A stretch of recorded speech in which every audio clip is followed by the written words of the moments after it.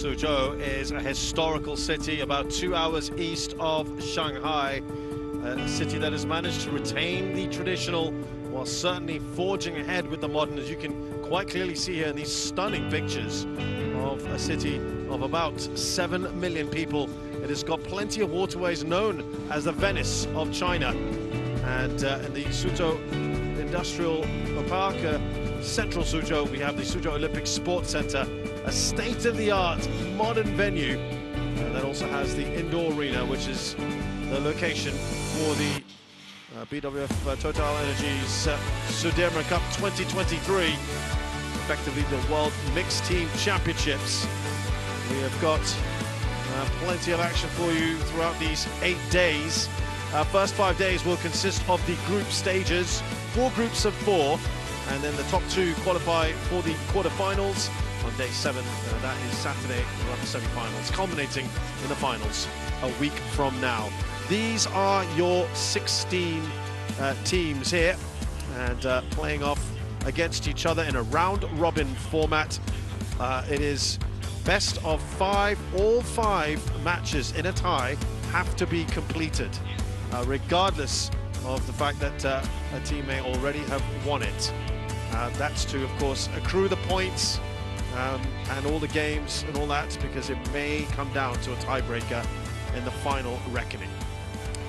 So our attentions here are on court 1. Earlier on today, we saw Chinese Taipei brush aside India, who got consolation right at the end, probably academic in the final reckoning there.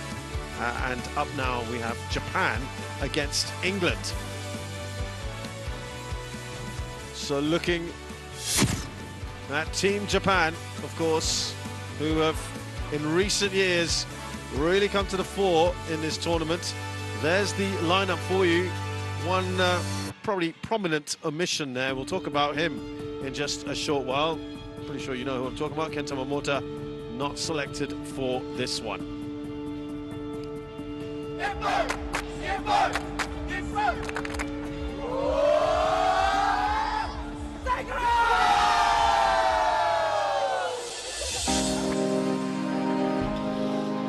As for England, well, they are certainly coming into this one, I think there's no doubt about it, as the underdogs, semi-finalists back in 2007. They have played against Japan twice in this competition, winning actually the first time that they met, and they only met not too long ago, back in 2009, England winning that one 4-1, but Japan, for the last 12-13 years, 3, 2, 1. as we've seen them, all these little huddles beforehand, it's turned around with the Japan winning that last time they met in 21 in Banta, 5-0. This is the lineup then. We'll start with the mixed doubles first, where we have the former world champions of Yamashita and Shinoya up against the pairing of Ellis and Smith. That's the Commonwealth champions in 2018. 2021 French Open winner Kanta Suniyama takes on the youngster Nadim Dalvi. And then we have the women's singles. Saina Kawakami, the 2022 Yuba Cup bronze medalist, playing the teenager Lisa Curtin. Moving to the men's doubles, we have the silver medalists from the 2021 Sudirman Cup, Akira Koga and Taichi Saito, playing the 2022 European Champions bronze medalists Ben Lane and Sean Vendy. And finally, in the women's doubles, the former world champions Mayu Matsumoto and Wakana Nagahara up against the Commonwealth Games silver medalists Chloe Birch and Lauren Smith.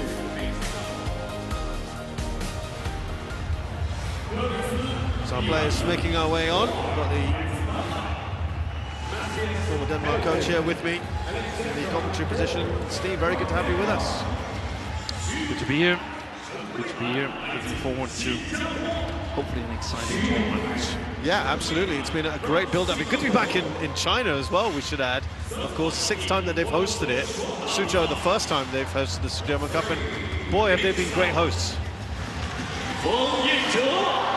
As we look at the head-to-head here, Yamashita and Shinoya have beaten Ellis and Smith the 2 times they've met. Most recently, by the way, at the All England where they won in straight games. It was only a couple of months ago.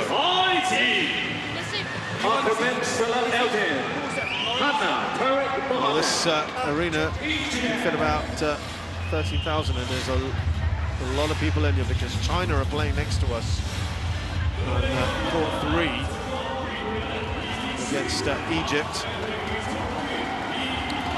But your thoughts here on this one, Steen, in terms of Japan coming into this as overwhelming favourites? The overall tie or the mixed doubles here, regarding the mixed doubles here. But the overall tie, I think. Yeah, clearly.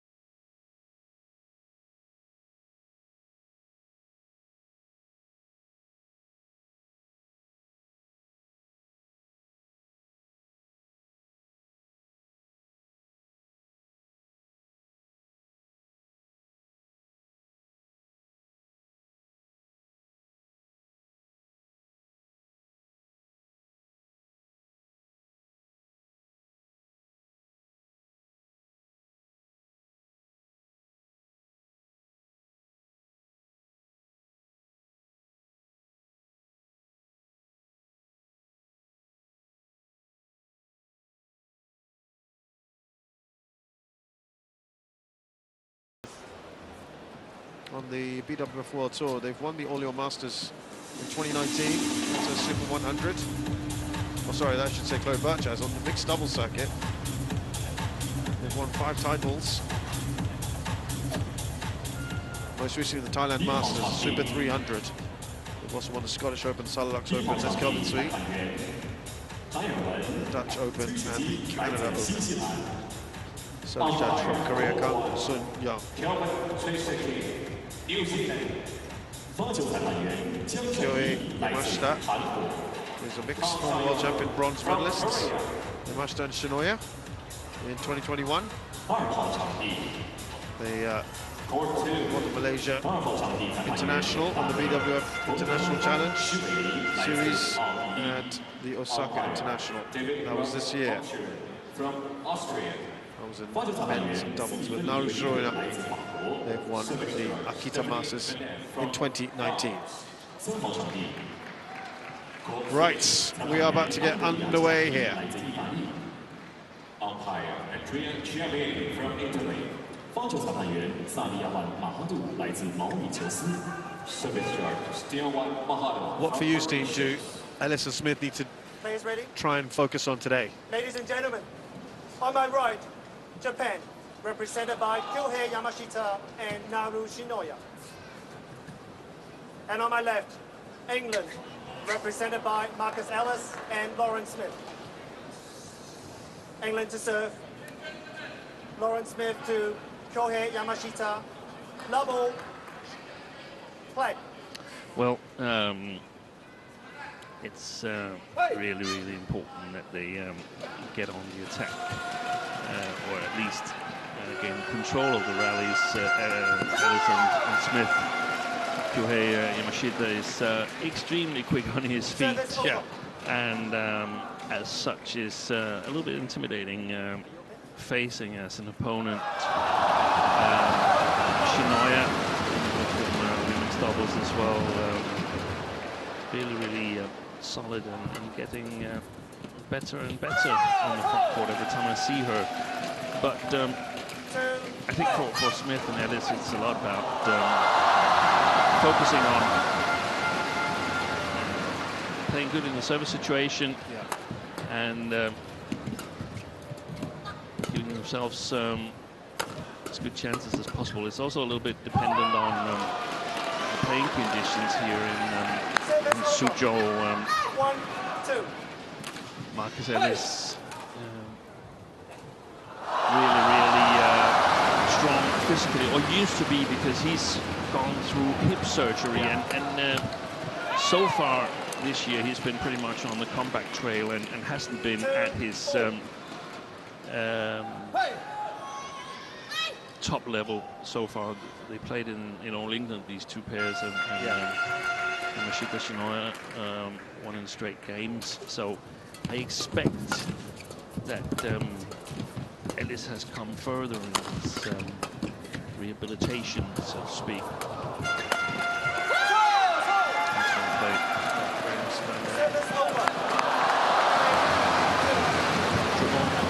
Jeremy Gant,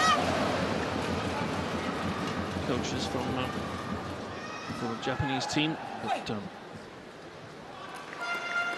Korean-born head coach Park Jabong, Malaysian-born mixed doubles coach Jeremy Gant.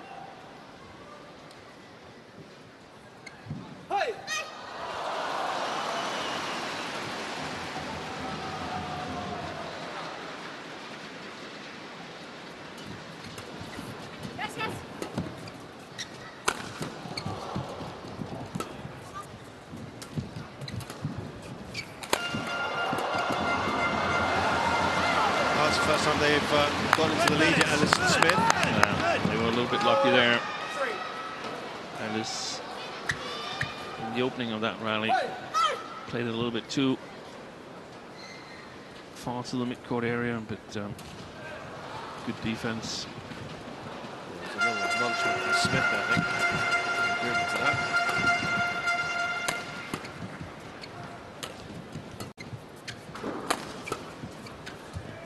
The women's doubles experience helping now Shinoya there, playing from the back court.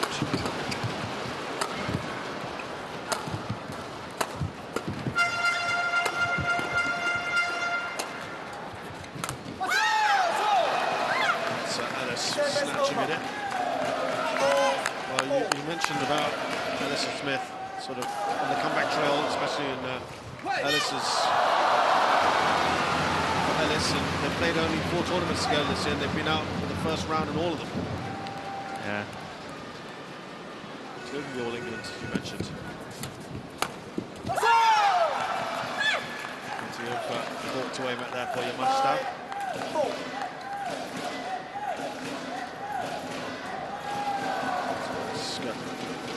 Good start to this already. Points.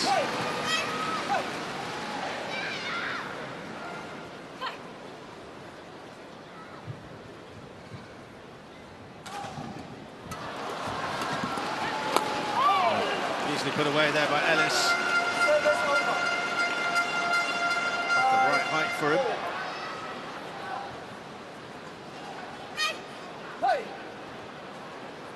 Didn't quite get that over, could he? Yamashita.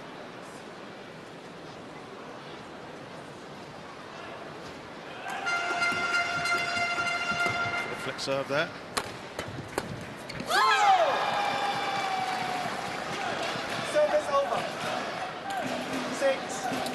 Trading points.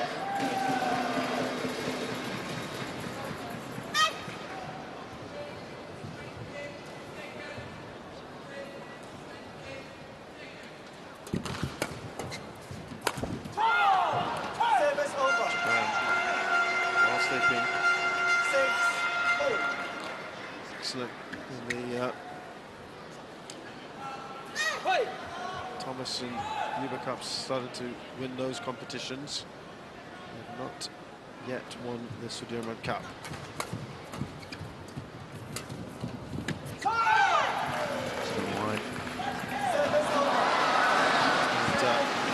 Yeah, the last few years have been quite productive for them. Japan, 2015, 19 and 21, they were runners-up. 2017, they were semi-finals, so they expect themselves to go far. Oh, that's a great serve. Oh, wonderfully done. Yeah, they're definitely also one of the contenders this year, Japan. Got a strong team in all disciplines.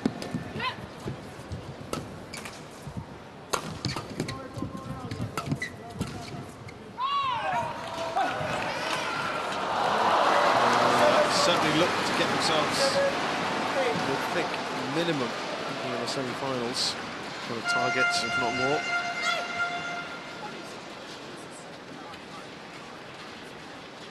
Punched fist there already from Smith. So that's over. 9-7.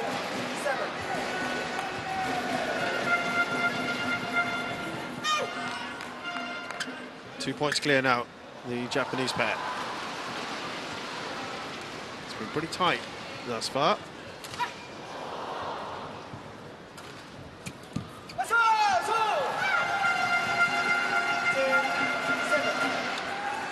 Two errors from Marcus Ellis there, and the service has to be so accurate. And when you're out for, I think it's around 5 months that he was out, then it's one of the first things you can start working on. But it's different to be in sharp situations, right, in match play situations. And the thing is, you start thinking about it, and people like us start talking about it when he misses one. Had he played on for all those 5 months, we wouldn't have discussed it. It wouldn't have just been the point, yeah. Just been a regular service error. But from the opening stages here, it seems like they're still lacking a bit. 9-10. Well, they're narrowing the gap here. It looked like the Japanese were starting to make a move.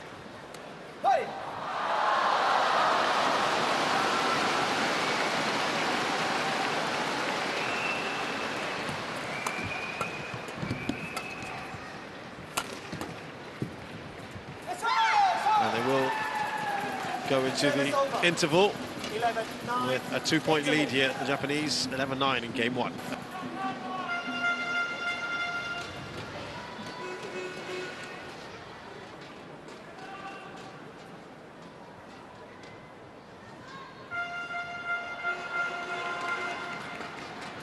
She's at the back. Just be careful about getting him involved. Right? Just a little steers away. Right? No interception for him. All right. Keep trying to find her as much as possible. All right. Okay. Don't let him play free. Keep stepping up in the mid. Use these controls down and be ready. Your pace is working well from the back. Yeah. All right. Your little angles, and then you get the one, and then you.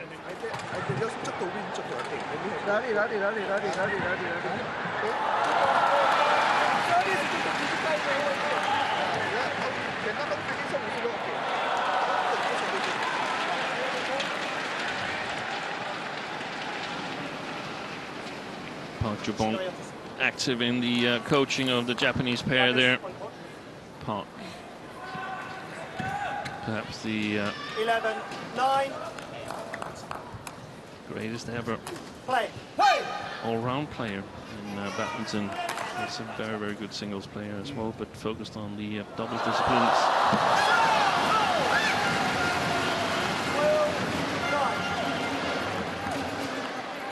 They've done well off the serve quite a number of times already, the Japanese.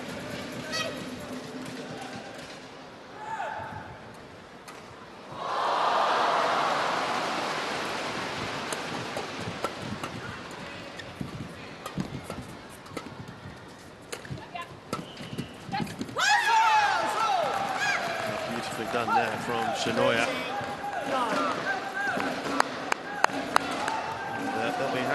how they've started off right after the interval.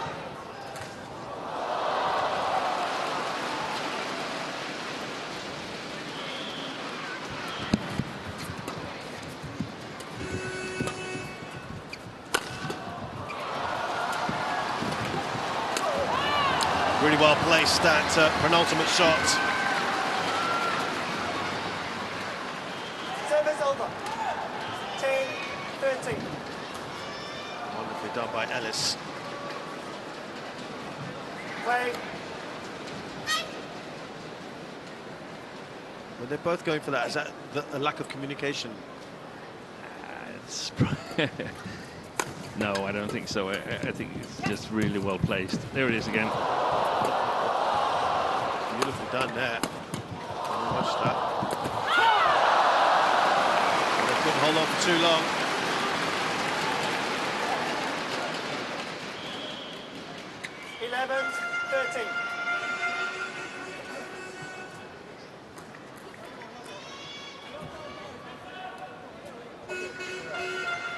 Pace right off it.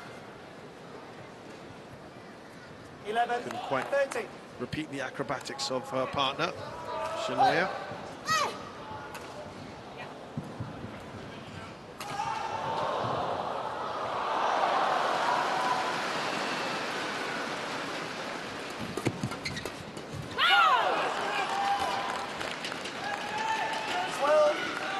Well, they are clawing back whatever advantage Yamashita and Shinoya had earlier. Ellis and Smith just within a point of their opponents.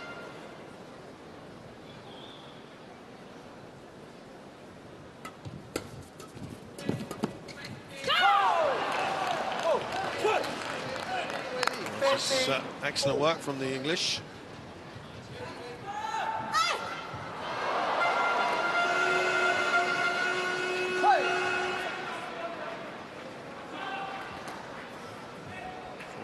Whittled down immediately. And they go back in front. The interceptions there by Lauren Smith. 13. And of course, a must-win for England this match if to have any hope of springing what would be a massive surprise if they could take out Japan in this first group stage tie.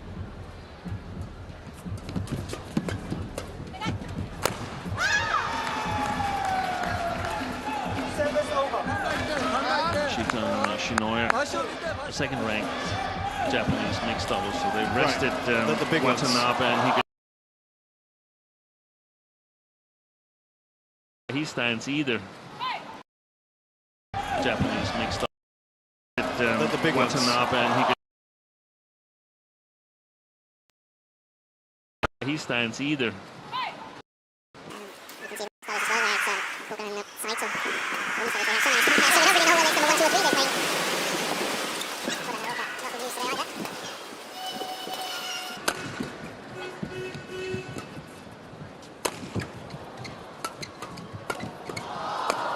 Patience from Yamashita and Shinoya. Great work by Yamashita from the backcourt. Japan certainly looking like they're using the full depth of their squad for this opening match. Yeah, I mean, if they look at the group, then England clearly looks the weaker team, except for those three doubles, but it would be a big surprise if they win a singles match in the three group stage ties. Well, they've got South Korea and France in their group as well. So this is a chance to get a lot of players going in the tournament. And for the mixed doubles discipline here, it has a little bit extra spice in it because it's points for Olympic qualification. That's right. This is the first one, isn't it? And it's the only team tournament for mixed doubles that is going to be there in the Olympic qualification tournament. There's not going to be any more mixed double team competitions where you're assured of getting your average number of points. So if you have 60,000 points for 10 tournaments, you're certainly getting 6,000 points for this tournament here, and that will, of course, better your average.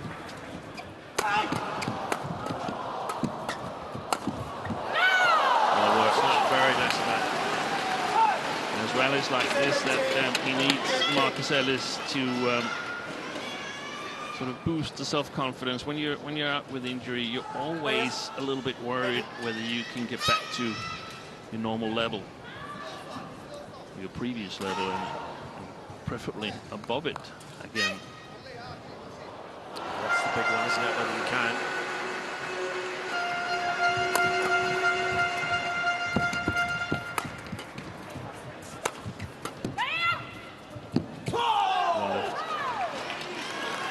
Thought about it, Ellis, and in the end made the right call. And they're pulling ahead here, 3 ahead. This is good for the English.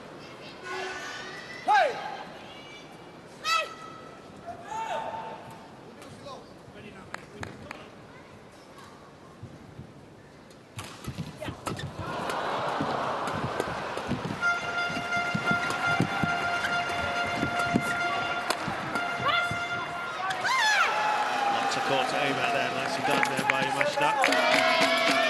There's the Japanese, and a bit to support. It's one of the situations where it would be expected, based on experience, to see Marcus Ellis go for it, but he didn't. So makes me wonder. Percentages of his previous playing level he feels he's at the moment.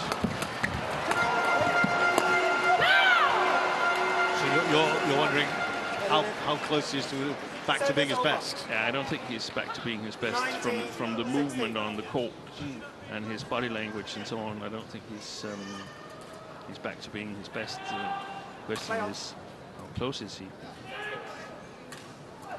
Didn't play the European stage where England qualified as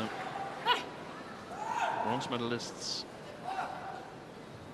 Mixed doubles were played by Greg Mears and Jenny Moore. Service over. The service return.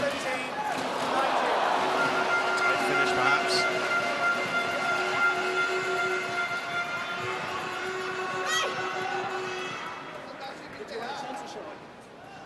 Did you want to change it? You wanted to change it? Discussion there, changing the shuttle.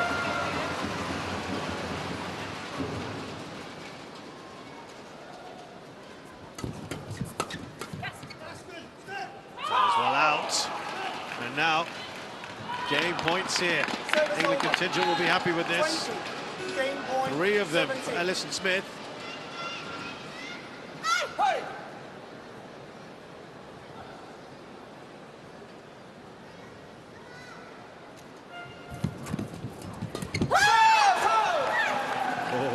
Just wonder now.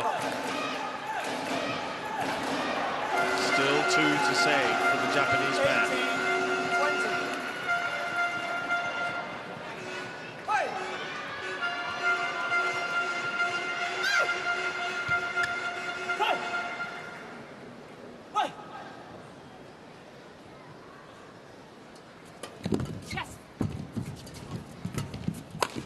Oh, it's a fantastic jump from Kyohei Yamashita. I hope we get that in replay. Park is thrilled, you can see it in his expression. Look how quick he was there from right to left, from his perspective.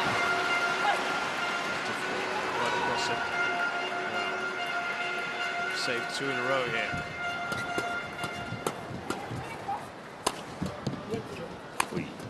Confusion.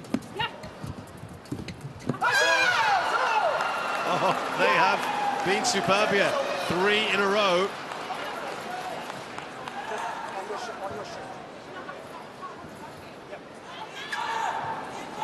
quick power forward. Kelvin Sweet not really wanting Lauren Smith to go and towel off. And the moment that they went into a discussion, Lauren Smith had accomplished what she wanted. Right. A little break of the rhythm. Exactly. That's gamesmanship at its finest. Oh, it's too high. Wow, they have done a spectacular job of turning this around. 4 points in a row for the Japanese pair to give themselves now game point.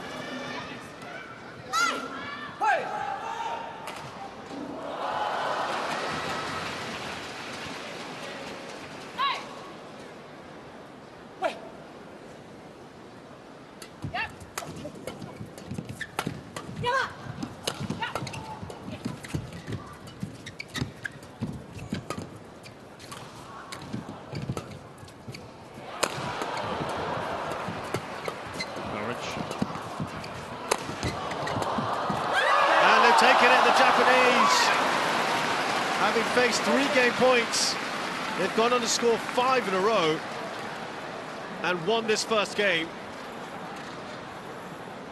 Very, very good determination to stay in this. Use the word as well, courage. Excellent start to this tie. First game has gone the distance. Japanese pair, Yamashita and Shinoy, taking it 22-20 against Ellis and Smith.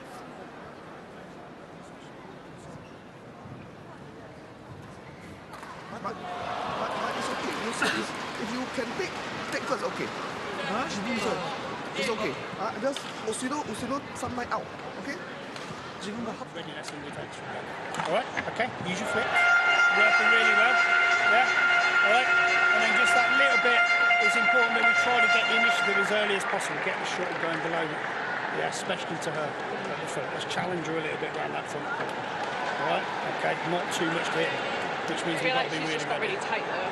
So she served well at the end, but it might be short. She's just as well. going tape. Yeah. She's not looking for anything past, so we've got to like bring him back to create space past her. And like you say, even if she dinks one pass, this is where, as long as we're really pushed up, that's where we can be aggressive. Yeah, we can be aggressive on that. Doing some good stuff. Yeah, all right. Body language is good. Yeah, and we're competing really well. Julian Robertson saying the body language is good, but when I look at Marcus Ellis here in the coaching interval, he doesn't look full of confidence. And he looks different. You know, I can't put my finger on what it is, but he looks different to what he looked like before he went through this surgery. So in that manner, a devastating first game. It's got to hurt when you were 3 up and you were looking good. They were actually in a good position. They were in a good position. They played brilliantly from down 9-13. Yeah. And then ended up losing it anyway. Now the thing is, we don't know how things are going in practice with Ellis, but at some point he seemed hesitant. It's not automatic. His decisions are not automatic, and probably still needs some match practice and getting some wins under the belt. Let's keep an eye on it's that going wide. On Ellis as this match progresses. Over. 1-0.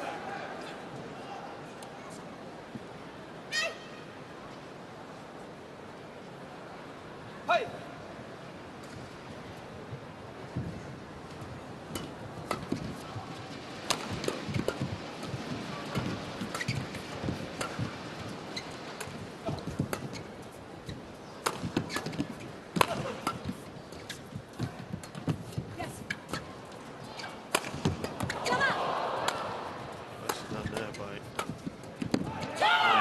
Brilliant play by Lauren Smith. Really nice. Kept it alive.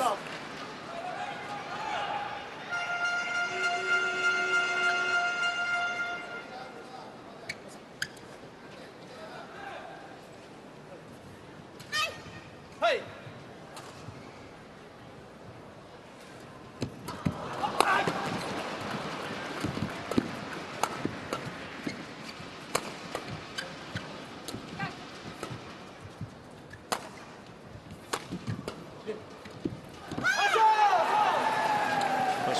second game for Yamashita Shinoya. 1-2.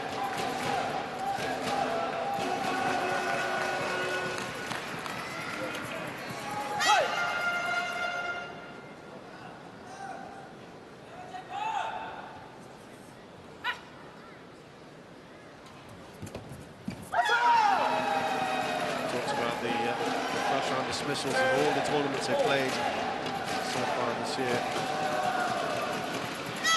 Anderson Smith and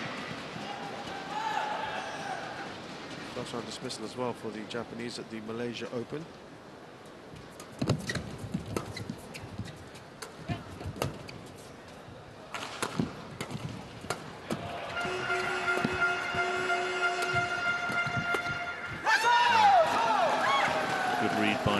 Shinoya, but also a bit passive, in my opinion, in the defense from Smith and Ellis. When they lift really high to Yamashita, he doesn't have the most dangerous of smashes in the mixed doubles discipline. You simply have to step forward and put pressure on him. Also mentally, that he knows that challenging. That's well played. They were also eliminated in the opening round of the Asian Championships a couple of weeks ago. Robin Jordan and Lantinega Tavianti. Otherwise, they've got to quarterfinals, semi-finals, a couple of round of 16s.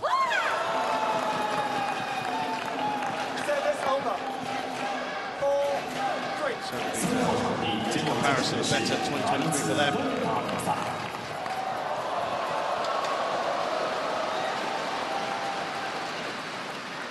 将由来自中国的石宇奇，来自 people in this indoor arena here. Against Egypt. 加尔基安来自伊朗，方球裁判员艾马纽埃尔·克加布埃奇勒来自博茨瓦纳。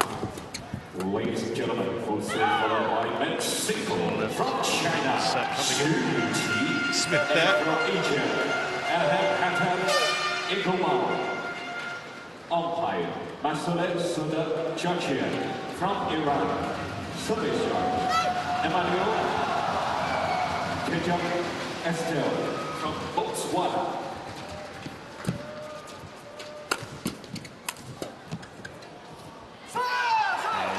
That's one of the situations where normally Marcus Ellis is really strong from the backcourt, working hard. I'm not sure I've seen him fire 3 smashes in a row, so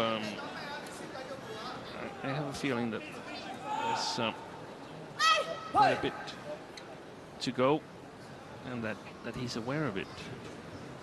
Marcus ready?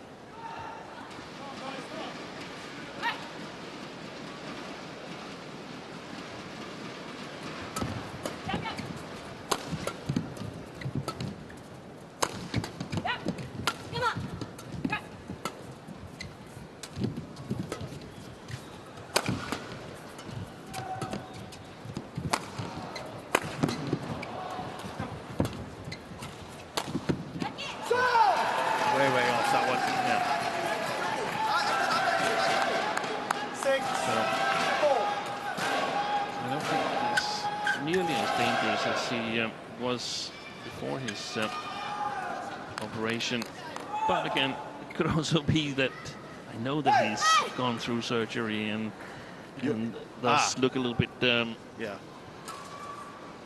closer after the missed opportunities. 3-point lead here for Yamashita Shinoya. Serve.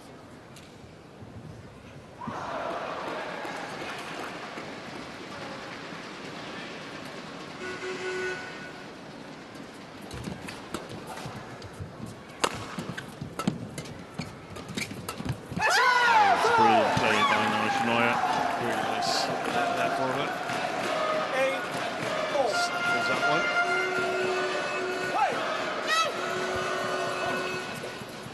two. Excellent work. Pulling away, starting to.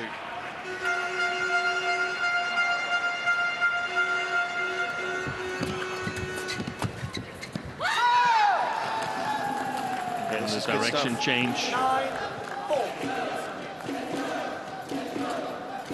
at Marquez. He's not that far from it. No. But he needs to move. You think the old Ellis would have got that? I'm certain he would have.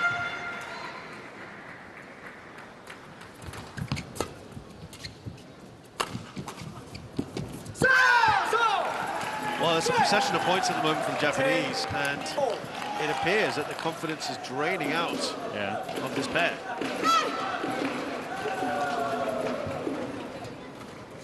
It's a 6-point lead already.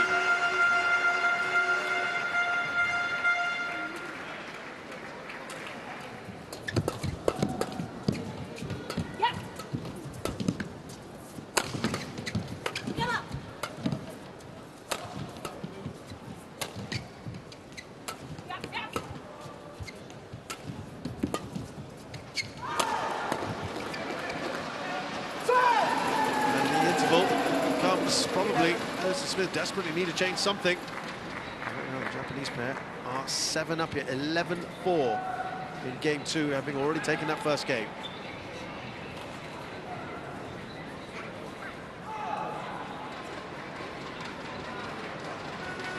But then it's but it's movement. It's movement then. So even if they're coming back into the backcourt, we've got to be hunting on the next one. Yeah, we can't be down here where they can suddenly then counter it. Yeah, we have got to use the width a little bit more. Find the width. Means we've got to be a bit braver, but we can't keep going to rackets or keep going too central for zip lines. Yeah? Width on what? Width on the returns. We need more width on the returns. Yeah? And even if we have to split off, it doesn't matter. Yeah? All right? I want to see you working a bit harder, Marcus. In, out, in, out, in, out. Yeah? Come on, we've got to get feet working. Back taps out the break.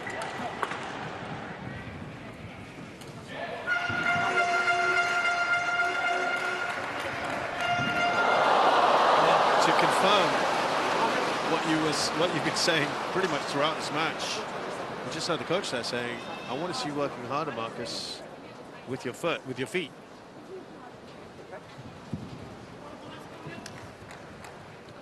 Yeah. 11-4. But this looks a lot like the previous 4 tournaments they've played. So if they want to have a chance of winning this, they've got to do something differently. And that's what Julian Robertson said. We need to use the lifts a bit. This is turning into a whitewash. They really needed that game point in the first game. Amazing how it switches so quickly. Momentum. That's better. The other thing that Jim Robinson was saying was more width, wasn't he? Don't play so centrally. The thing is, the scoring system is broken down from an English perspective. Normally, Marcus Ellis is able to apply a lot of pressure from the backcourt, and he just isn't at the moment. And that means it's difficult for them to score points. So he basically needs Lauren Smith to take more responsibility and try to get her involved. And that could be done by trying to play some blocks to the backhand side of Mara Shinoya. We saw them do it in the first game, because I felt that Lauren Smith had some really good interceptions in her forehand. Yeah.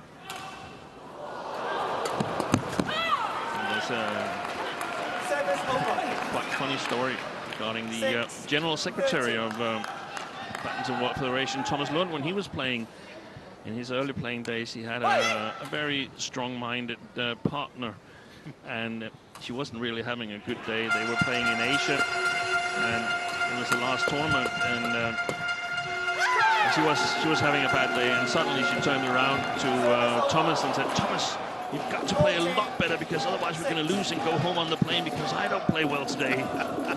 And that's a different way of looking at it. I like that perspective. Yeah.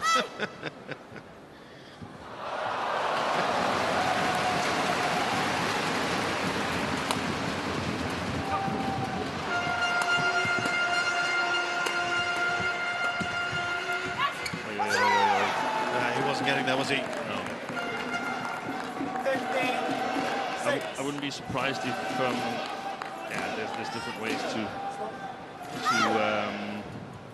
look at it. You can get some free match practice here if you're Marcus Ellis, and that's probably what's going to happen. But if they were playing for medals or qualification or anything, I wouldn't be surprised to see Ben Lane playing in 2 categories, Roman's doubles player.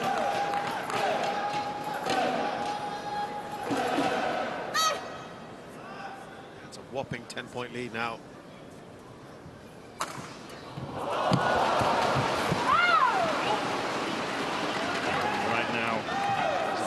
For Ellis and Smith to make the scoreline a little bit more respectable, because now Yamashita and Shinoya, they know that they're going to win this match.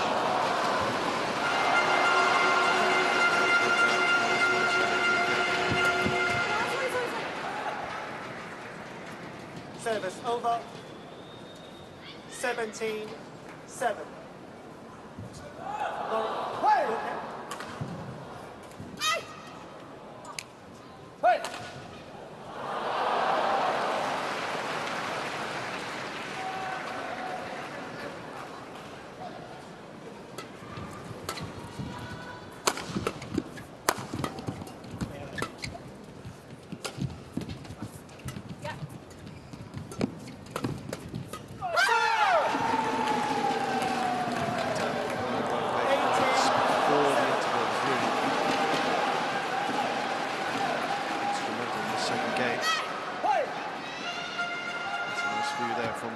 The net.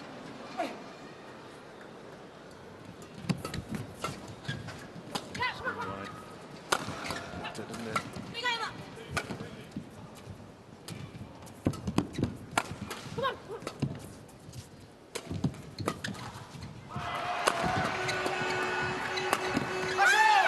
He's simply not dangerous anymore, Marcus Ellis.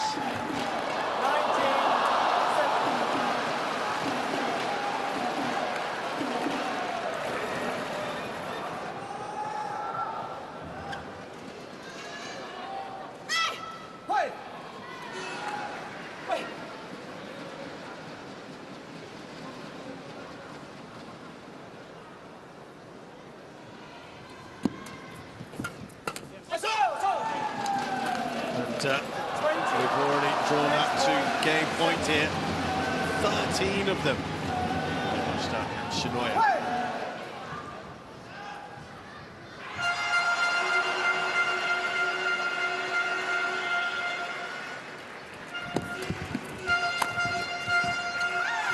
Well, the 2 games in stark contrast, but the result is resounding.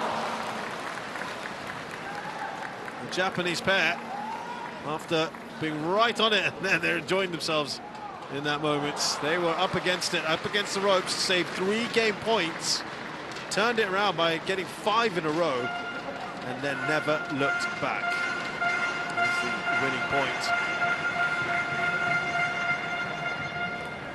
Fine win, good start for Japan. This was the one Steve was saying. All smiles now. It could have been a different story. But Kyohei Yamashita and Naru Shinoya defeat Marcus Ellis and Lauren Smith 22-20, 21-7. 2 straight games in 38 minutes. Japan have their first point on the board in this tie.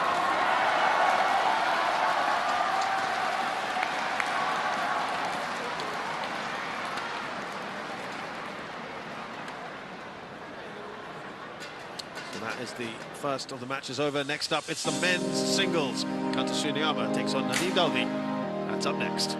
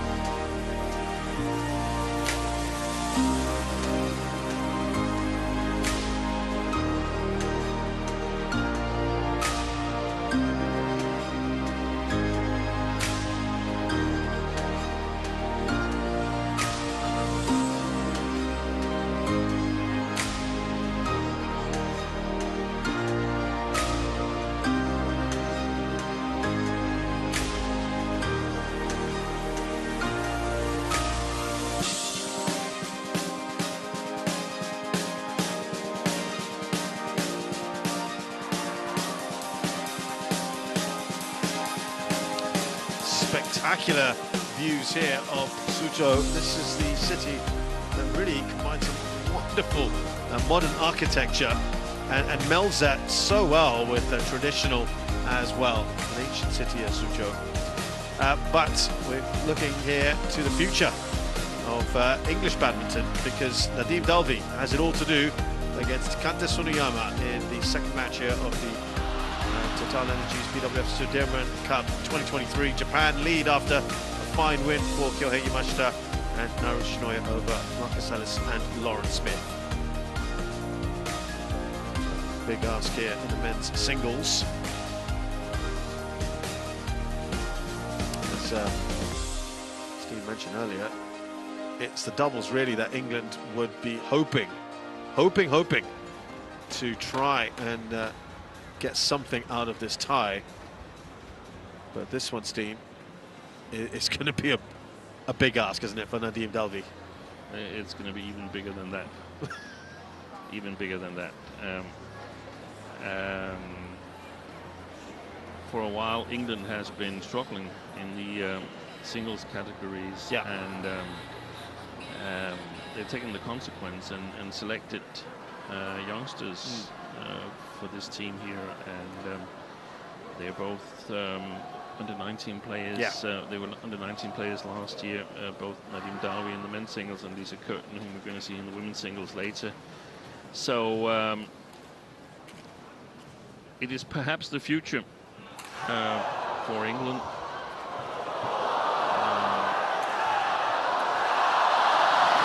Women's singles, Lisa Curtin with a higher level in Europe than Dalvi here, so I expect to see quite dominant Kanta Tsuneyama. Nadim Dalvi won the English National Championships under 19 level in November. Lisa Curtin did the same in the women's, and as you say, Steve, that's as a result of winning that, they probably felt, let's blood them. Here we go then. Kanta Tsuneyama up against Nadim Dalvi. It is a mammoth task ahead here for Nadim Dalvi. Kanta Tsuneyama has been chosen for this one. Big cheer, by the way, as you can just see. Two very popular players coming on. We just caught a quick glimpse of them there. Victor Axelsen and Lo Kian Yu, they are doing battle next to us. Denmark against Singapore. We await the reigning world champion against the former world champion. Former champion, yeah. Fascinating. We are still awaiting. There we go. They're coming now. I don't think they quite expected the second game to finish as quick as it did. They're making their way onto the courts.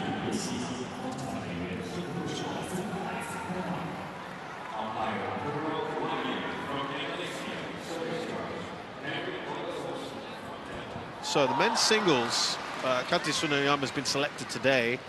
Koda Naroka is, of course, the one that has had a wonderful past year or so. But the talking point, I suppose, in many ways, is Kenta Momota has not been selected. He's not selected for this campaign here. I'm not sure if they could have selected him. I think they actually could have. I think they've only selected 19 players. Yeah, 9 male and 10 female players. So they could have selected him. So obviously, the feeling is that he couldn't help the team as of now. Yeah, either because of injury or lack of form, or he's practicing to get better. And we don't know exactly whether it is, in fact, an injury that's keeping him out of this tournament here, or selected to go with 3 players. Because I mean, you don't want too many options here as well, because being familiar with the playing conditions is also a factor when we get to the later stages of the tournament. and that's even hard enough when you're 3 in the men's singles category. Yeah, we'll come back to that in a bit as we meet Kanta Tsuneyama here, who's 172 centimeters tall. He's currently 14th in the world. His highest ranking is 10th.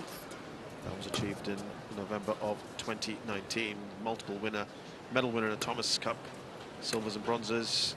He's got a bronze in the Asian Games men's team event, Asian Championships. Recently got a bronze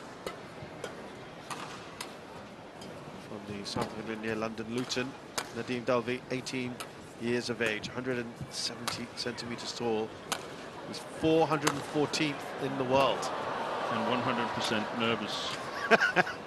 Well, he has to be, tell right? Look at this. I mean, he's making his debut at senior level. I mean, Steve, this is a huge... He's never played a World Tour tournament. Right, exactly. Never played, not at the Super 300 level or anything. Now he's standing here at the World Championship mixed team event. Talk about... representing his country. I think he's pretty nervous. Yeah, that's... you know, that's really being thrown in the deep end. Yeah, it is. You're up against a top player, top 15 player in the world. Winner of Japan Open. Yeah, I mean, this man, this year, Spain Masters, he was runners-up. Kanta Tsuneyama.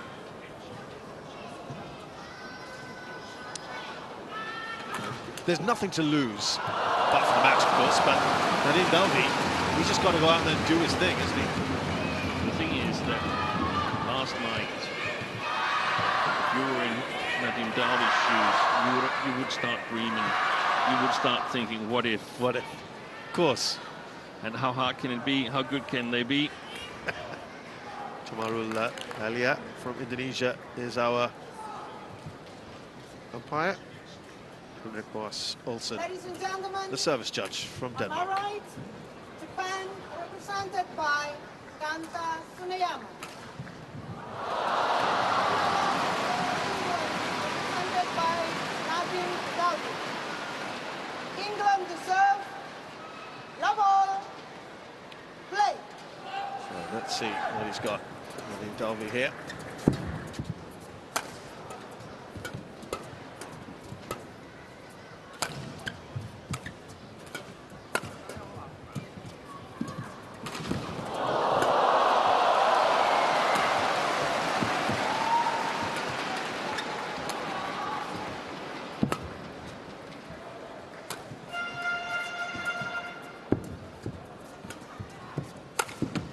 That's a great start. The dream got fueled. Oh dear, it's the hope, it's the hope. Yeah.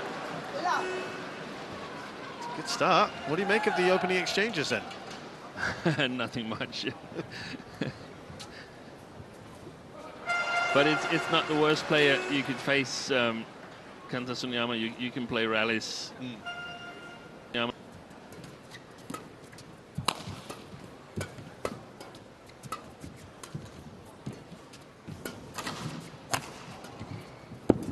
Good shot. Oh. Excellent. Nice little deception. Love. Oh, he's certainly got up to a very nice start here, hasn't he? Tsuneyama rooted to the spot. Good lift.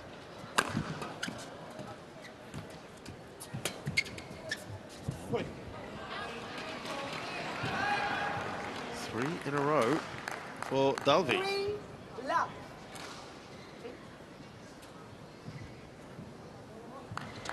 This would be, you talked about dreams, it's a dream start.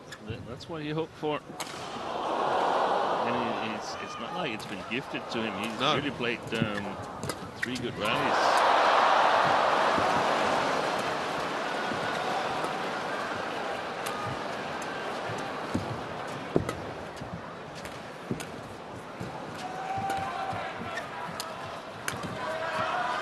First point the board for Tsuneyama. A little soft backhand there from Dalvi. 1-3.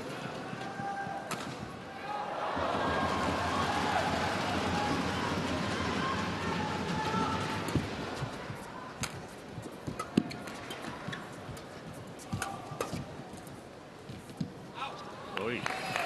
He can challenge. This is a challenge court. but he's never been on a challenge court. But some advice here from Steve. But he probably thought it might have actually gone long.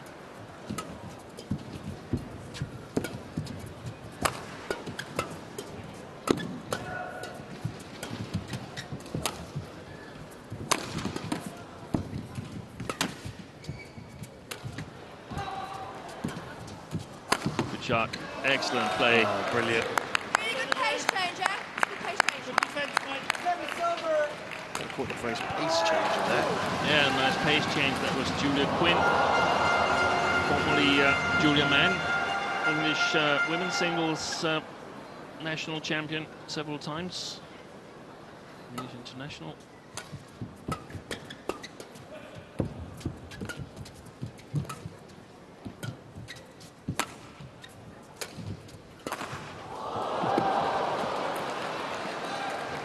Right now, Dalby's certainly catching the eye.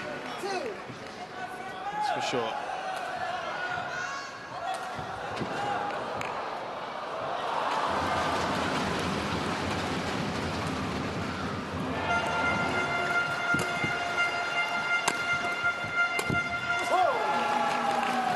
That was a nice pace change as well from Kanta Sunyama. 3, 5.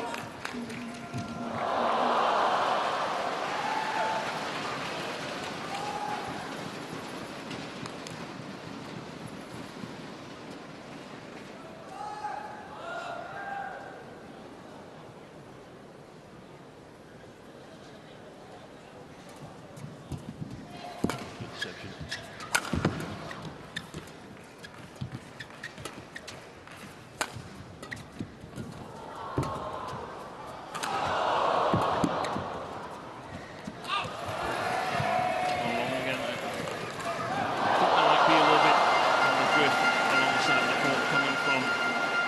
Side here where Dalby is playing towards Kanta Sunyama. Yeah, prior to the start of proceedings, I was asking about that off air, and that's what you were saying. And I guess this last few points have kind of added to that. I think so. But it's not like it's ruining the game or anything. Just need to adjust. 5, all. Well, it's 3 points now. He's gone long.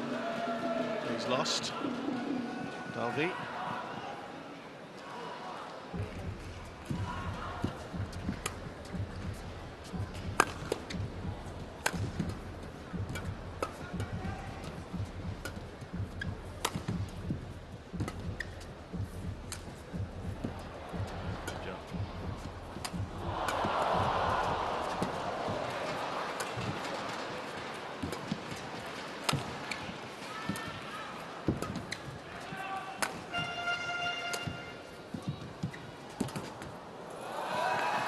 Felt like Sunyama could have won that a little early in the piece. Dalby did well.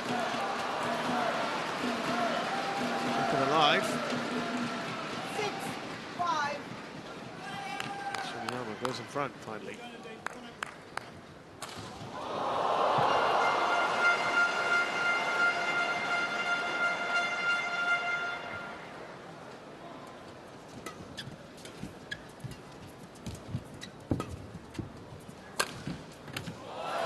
Great shot, really nicely placed. Sunyama. 7, 5.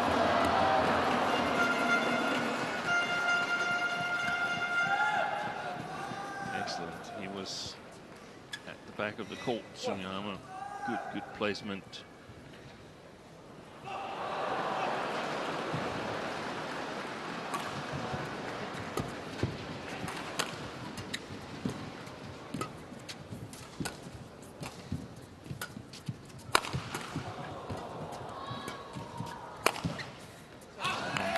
It's gone long again. 8, 5. It's 4 points. It's gone long for Dalby.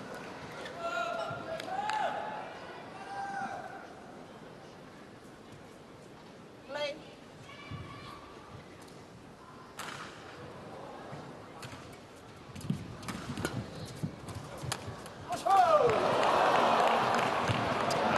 pull away, Suniyama.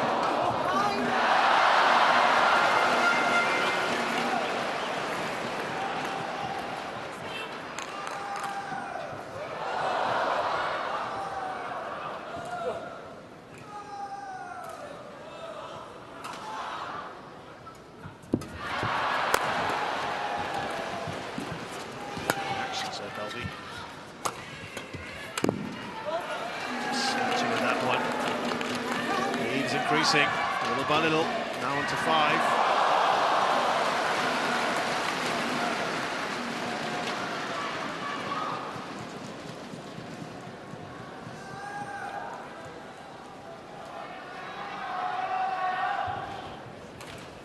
Eight straight points for Suniyama. That's going to be his first ever challenge. Challenges. Nadim Dalvi. Ball out.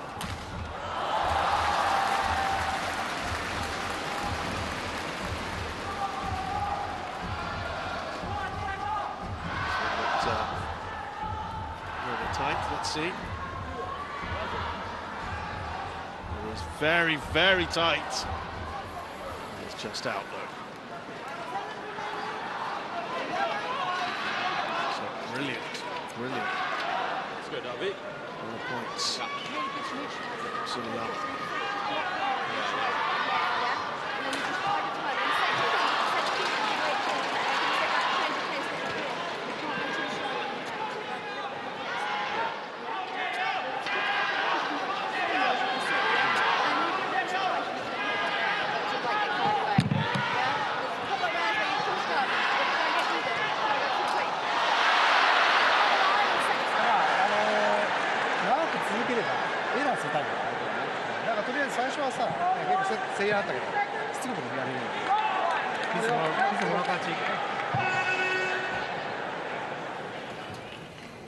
Steve and I were straining to hear amidst all this crowd noise. Yeah. I couldn't really get anything out of that. No. But look, encouraging, isn't it? I mean, yes, Suniyama's come into it now, but yeah, Dalby showed some good signs. Yeah, trying to make some small adjustments, but I guess the focus in the pre-match discussion here hasn't been winning, but how to play. Right. And he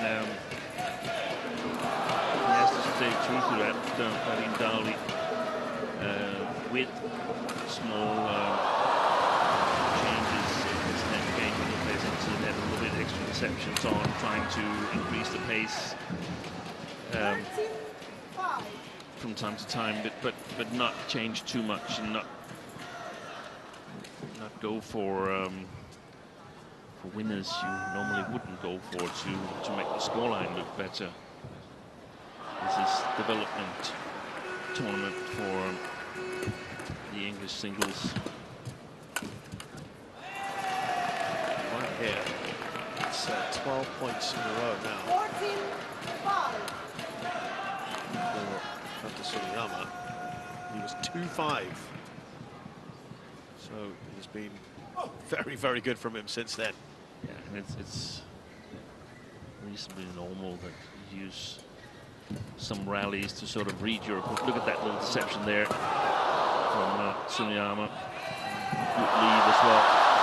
Also use the 6, 8, maybe even the first part of the first game to read your opponent, and then you stamp your mark on the match. Especially someone you've never ever met before, probably never seen anything or no footage of him. Yeah. It's now one-way traffic, isn't it? Really very good. Hey, we have a smile from Park Jibong. That's not that often. I think we should bookmark it. Remember that time code.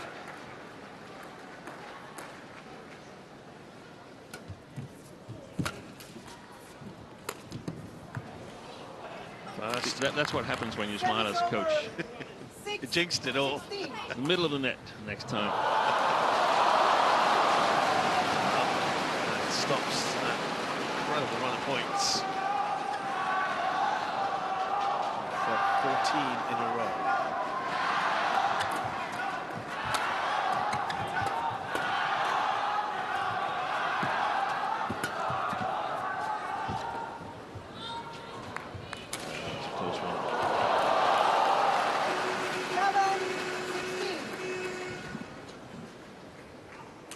Sudirman.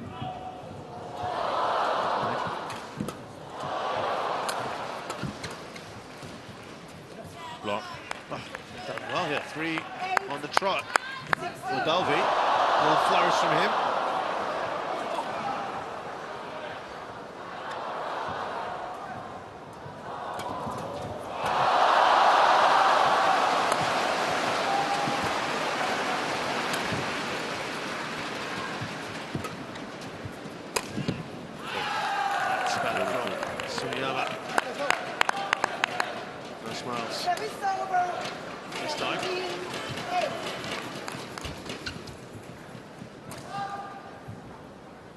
Difficult things when bringing in youngsters on occasions like this is the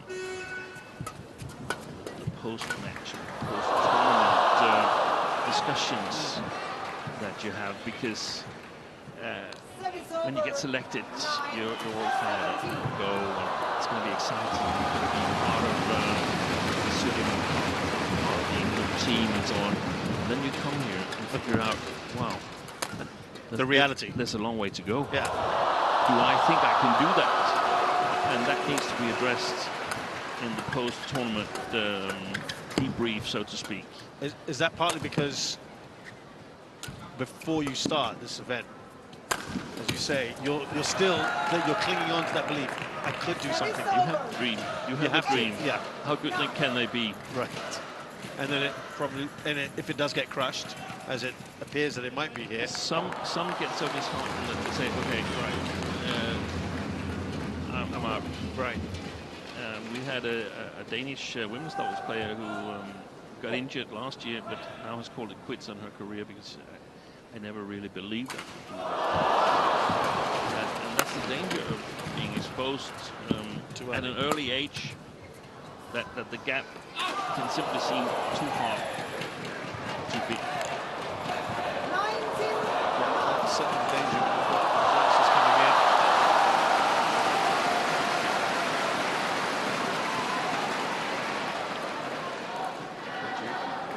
There's exceptions to that.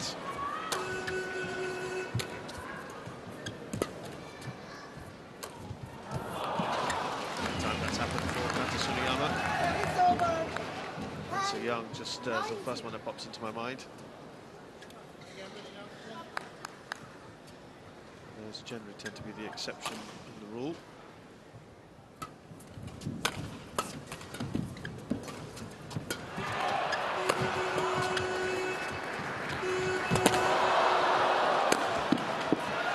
It's only going to end one way, and that sets up plenty of game points here for Suniyama. Service over. 20. She was selected because she had the strength. She was a youngster. Up there as well, right? Yeah, the mindset. Oh.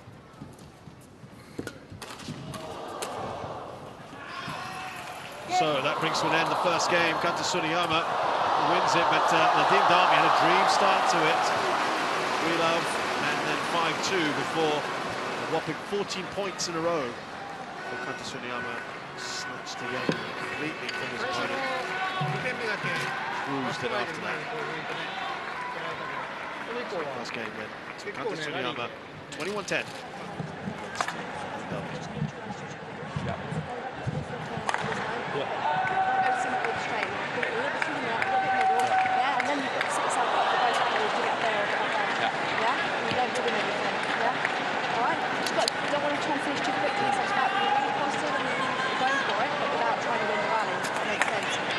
They have that change of pace, so it's about pushing it through, pushing the change of pace going. Yeah, we should get here. Yeah, get the force this one, but we don't want to give it away, so we're going to try and keep the initiative.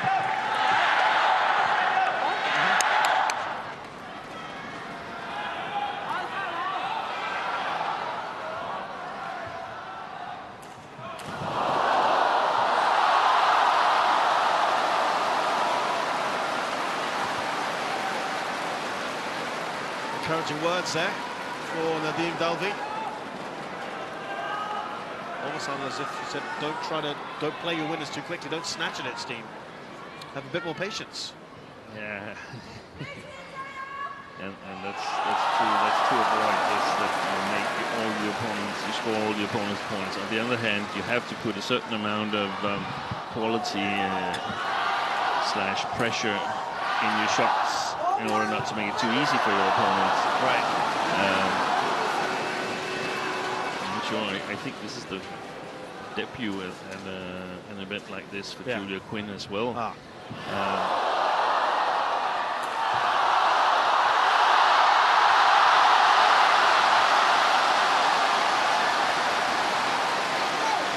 into the second game we go. Let's see what kind of start he has this time, Nadim Dalvi.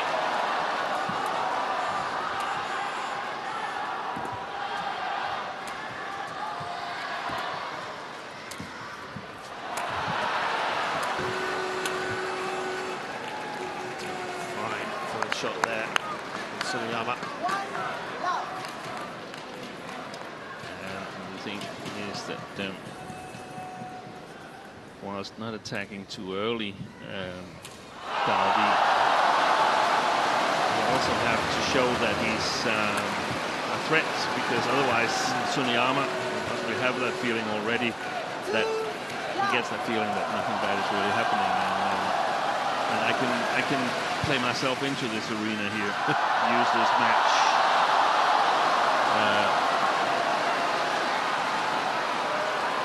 progressively.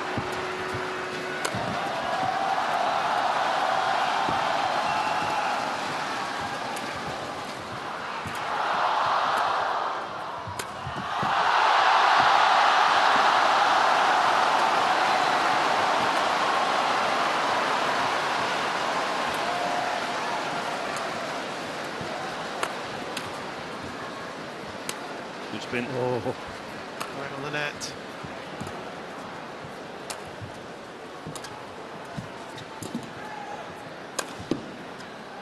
That's probably the longest rally we've had in quite some time. Really good work. Really good work. Yeah? Absorbing. Well done. Yeah.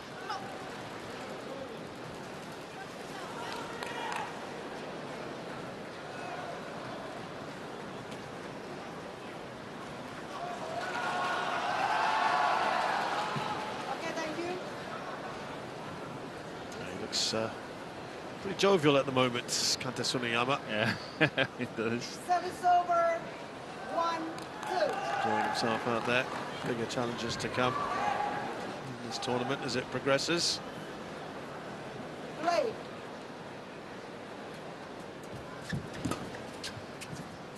Shots are that away. Service over. 3-1.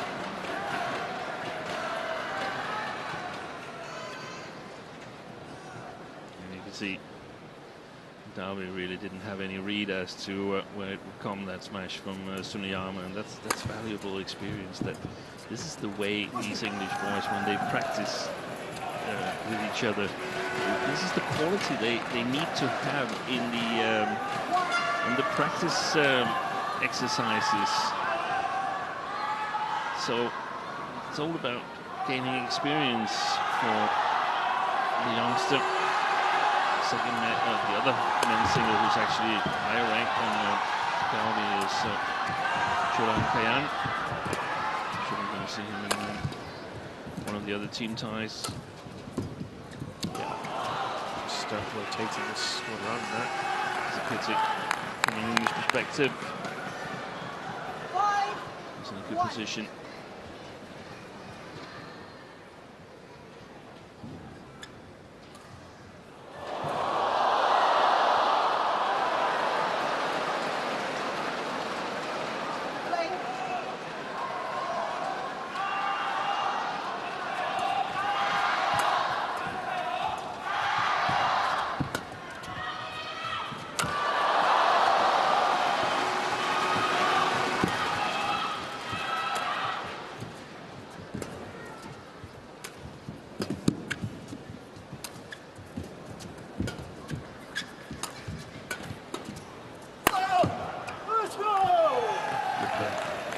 On that one from Tsuneyama.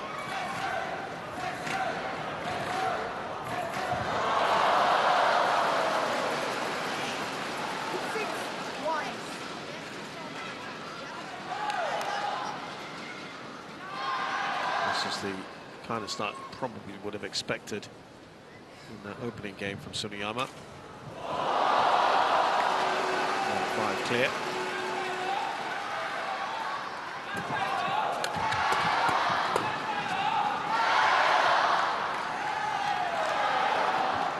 But you were saying, Steve, it's what happens post-tournament now for someone like a Dalvi. Yeah, both post this match, but also post-tournament. Post-tournament, right. And you've been there at that national level coaching. How would you sort of approach that now? Well, you've got to point out the positives. 3号场地今后进行的是女子分把比赛。 The thing is that if you're far behind, which Dalby obviously is here, he's also young, then the improvement comes in big leaps in the beginning. So he's got to measure himself with the players that he used to play with, not with Kanta Suniyama, right? With the players he used to play in tournaments, in the under-19 tournaments, see how he progresses compared to the other of his peers and the players that he has played in the senior tournaments. That's the one he's going to compare himself to, and how well he practices.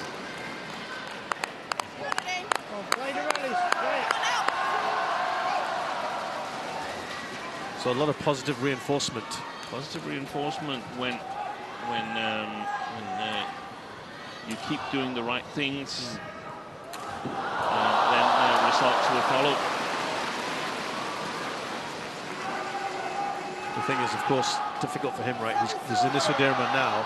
He's not exactly just going to appear on the World Tour so quickly. Not at all.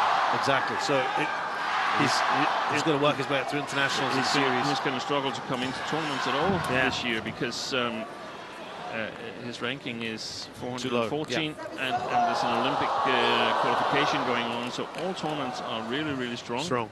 Yeah. So it could be difficult to get to play internationally, right, at all. So the timing's not in his favor either. It is, because he's still young, so an experience like this is really valuable.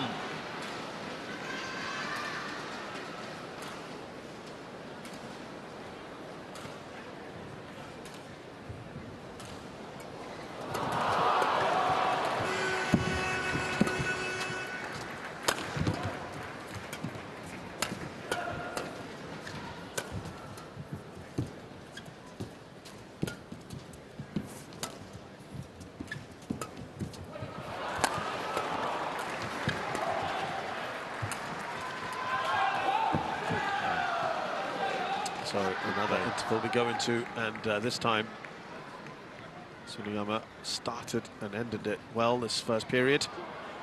It is 11-3 up in game 2, having already taken that first game, 21-10.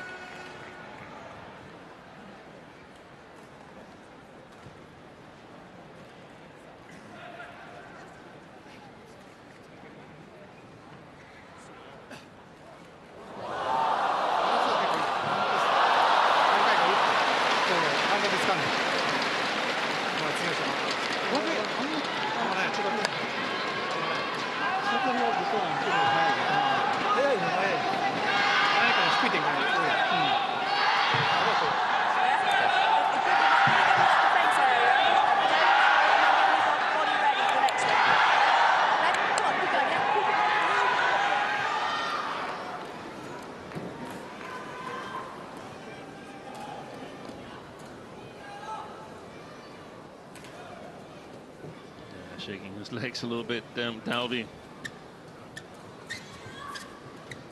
He's playing at his max, perhaps his new max, which is a little bit higher than his old max. Old max. we don't tell him that Suniyama is not. He's like at some percentages, whether it's 80 or 90 or somewhere in between, we don't know, but we won't tell him.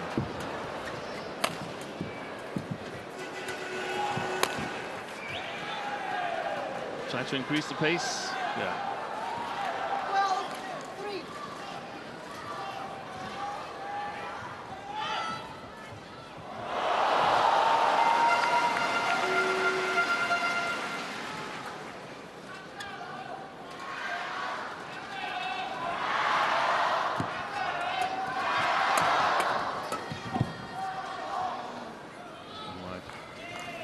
He's going to challenge anyway. Challenges. Nadim Dalvi.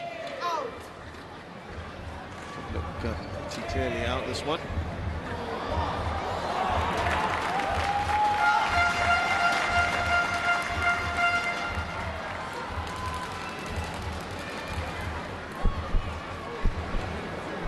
There we go.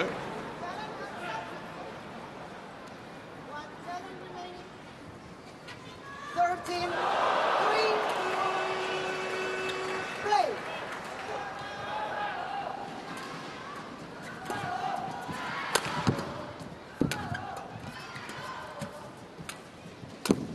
Oh, Oi. that's one He was on his way back when he hit that shot, Kanta Sunyama. So got a bemused look on his face. He knows that's what he really ought to have made.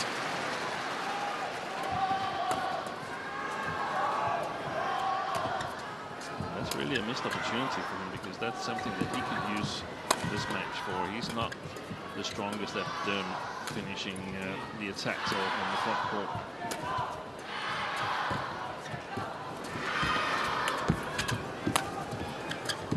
Good play. Oh, lovely. Good work there from Dalby. It's red. Those are the kind of points that give him some encouragement. Had his opponent scrambling around, and sprawled on the floor. Thank you. Still firm control here with the Sudirman. Points clear. They also needed to win this match. 5, 13. Play.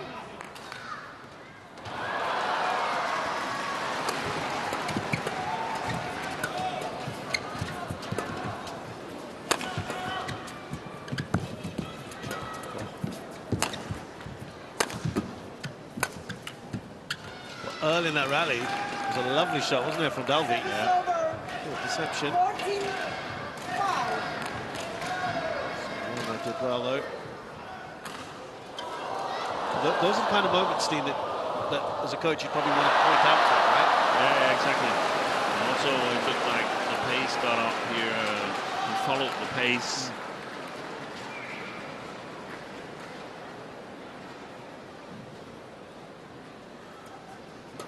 And that's what's going to be so difficult for the English men's singles, that they don't have a top player to sort of set that pace in practice every day. So much easier if you have an experienced player that can set the pace.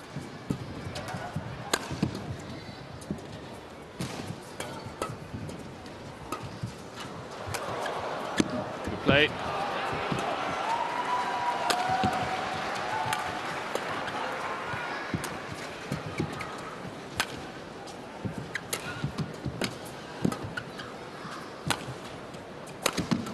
This is the only rally he needs on his mobile phone, this one, Nadim Dalby. Excellent rally. Very nicely done. From the youngster. You can take a lot of comfort from this.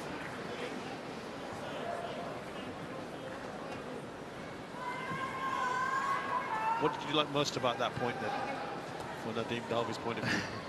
That he wanted. No, I think here he really played at 102% of the pace that he started with in the match.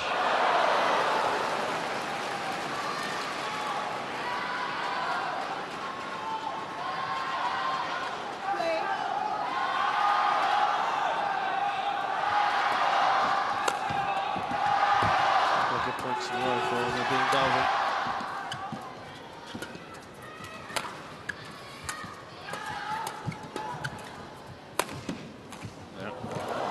Out in that midriff area, always difficult to maneuver, cramp for space to play the shots.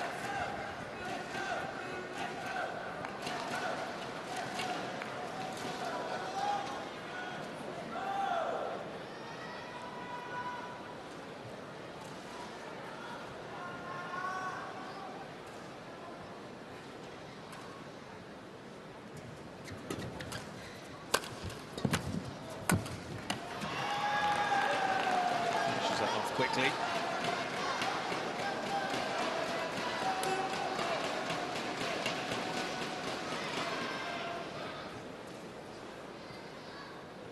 Spirit from Dowie. If we now collect all the positives here, it would have been so easy to start feeling a little bit sorry for yourself. But he's playing every rally with a purpose. It's certainly showing some resilience. Maybe he could have thrown himself some extra time there in the previous rally, but never mind.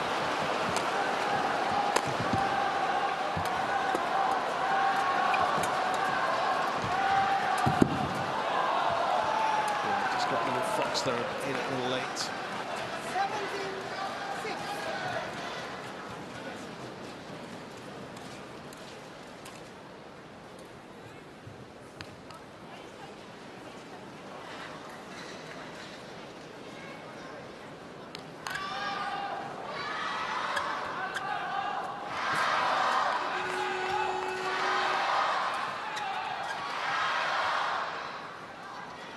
17-6.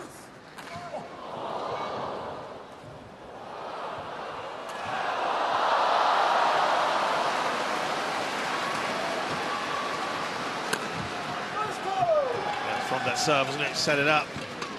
Suniyama.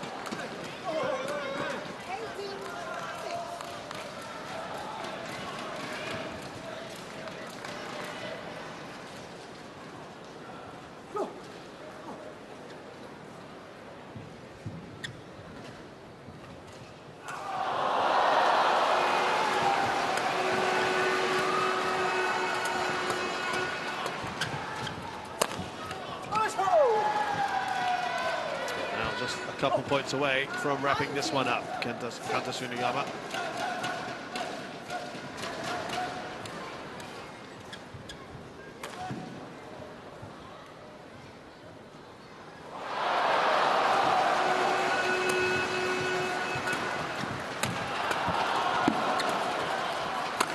Good shot. Excellent work from Dalby. One point here or there for him.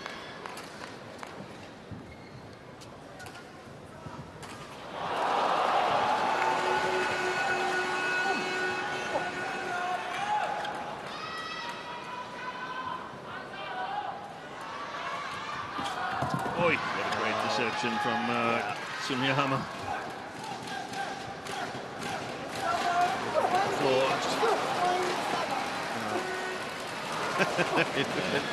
Suniyama's reaction. Match points in hand. He's happy, he's in a good mood. Yeah.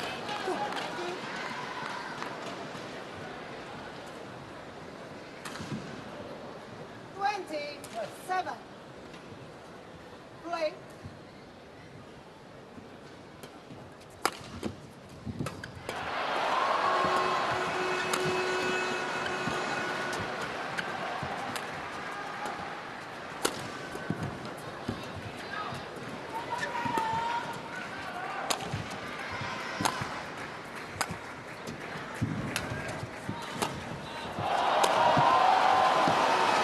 Kenta Suniyama has been all smiles. Real delight for him. Tougher test to come for him, but Nadim Dalvi, baptism of fire, his international debut. With a dream starts, but it came crashing down fairly quickly after a 3-love lead in the opening game. There you go. He's having fun. But he'll have taken, I'm sure, plenty out of this experience. Yeah, that was steady performance by Suniyama, of course, but I think when he rewatches this match, Nadim Dalvi will be reasonably satisfied. He conducted himself well. Yeah, stuck in there as long as he could. He had some very good rallies, some very nice points as well. Suniyama too good on the night. So Kenta Suniyama of Japan defeats England's Nadim Dalvi 21-10, 21-7 in 37 minutes. And Japan now a 2-0 lead here in this tie. One more match and the tie is effectively over. Of course, though, we still have to play all 5 matches regardless. A good win indeed. Kanta Tsuneyama. So that's match 2 done. Third match coming up, women's singles. Saina Kawakami takes on Lisa Curtin. That's up next.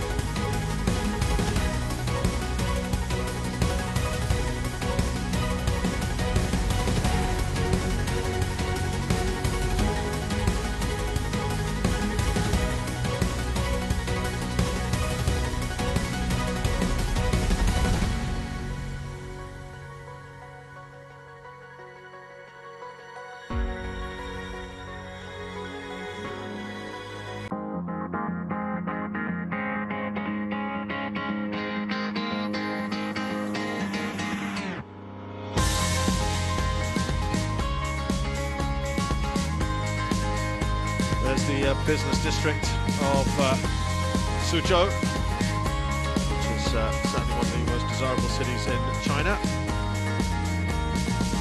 And here in the Sudirman Cup, we've got Japan leading against England now in the women's singles. Saina Kawakami of Japan takes on England's Lisa Curtin. The third match so far. The winner of this. Sorry, Saina Kawakami wins this one, of course, then that will have already won the tie. Unassailable 3-love lead. And we wait the players to come on. Similar-ish, I guess, sort of story in this third one. Untested youngster, as we see the 2 players here. Saina Kawakami and Lisa Curtin. We mentioned, of course, that Nadim Dalvi had won the England Under-19 Championships in November last year. Well, his counterpart was Lisa Page in the women's event. Yeah. And so, a similar sort of story. Big underdog, Lisa Curtin, and also Saina Kawakami here from Japan, the second stringer in this Japanese Sudirman Cup team, which is in women's singles led by Kami Yamaguchi, but not selected today. Yeah, they've got real strength about them, haven't they? This Japanese side. They're certainly playing their squad, as you can imagine. An opportunity to do that in this first match against this first tie against England. Obviously, the first meeting between these two with Lisa Curtin. Also playing internationally for the first time at senior level.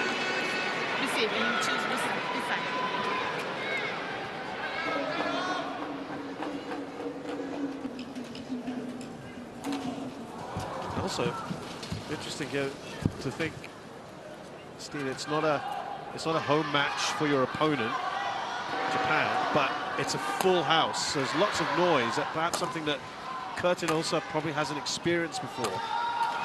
Yeah, that's a good point.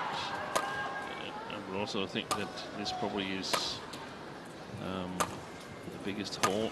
She played the World Junior Championships. And it's probably also the place for Dalby, so they might have played in halls like this size here. So, some numbers there for Kawakami. How highest has been 15. That was in April of 2018. He's been part of the Japan World Cup team that won the bronze last year, just about a year ago in Bangkok. Championships for bronze as well. This curtain is 18, 170 centimetres tall for Milton Keynes. 493 is her ranking. Similar-ish to William Dalby. Up against Kawakami, who's won one title in the BWF World Tour. Masters in 2019. She's had a couple of runners-ups at the Swiss Open that year as well, and the Taipei Open last year. She lost in Tai-Tsu-Ying. Three titles at Grand Prix level. 2015, New Zealand Open, Vietnam Open, and more recently, Chinese Taipei Open and Canada Open. She will come into this as firm favourite. 300 places between them.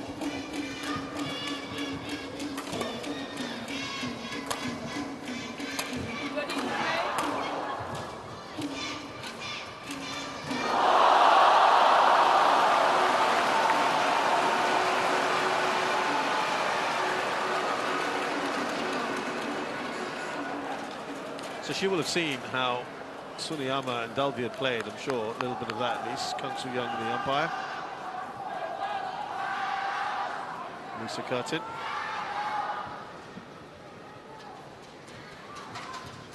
This is Kelvin Sweet.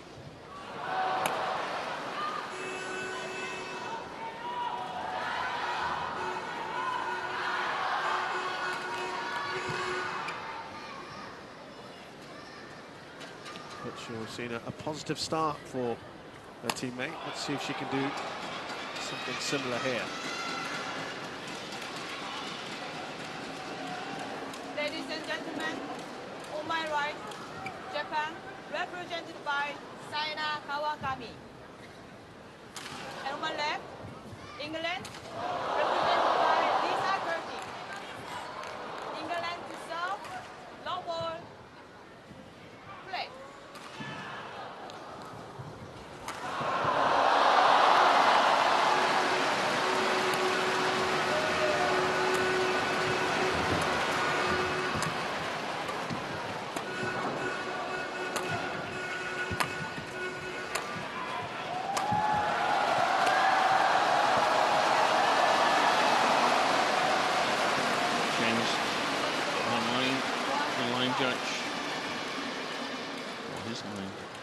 See it from here.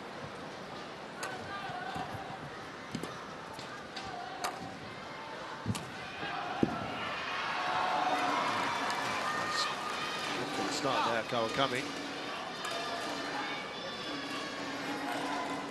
And the pace is also going to be an issue in this match. Good shot. Coach certainly enjoying that.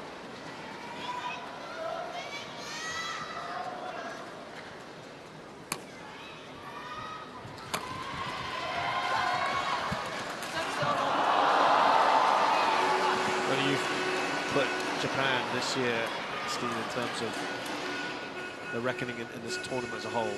Semi-finals minimum? Yeah, I think they will be disappointed if they don't reach the semi-finals, especially as they are in group with Korea and can't draw them in the potential quarterfinal. Yeah.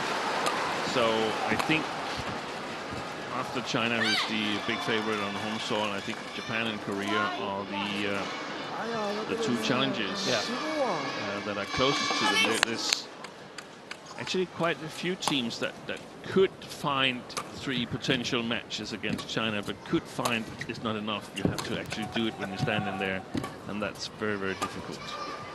You have to have 3 players that are at 100%, or 3 players that are at 100% at the exact right day. And that's very difficult. Only a few nations have done it. Well, Japan, of course, record winners of the Sudirman Cup. 12 times. Clear from Kawakami. Look at lucky 13.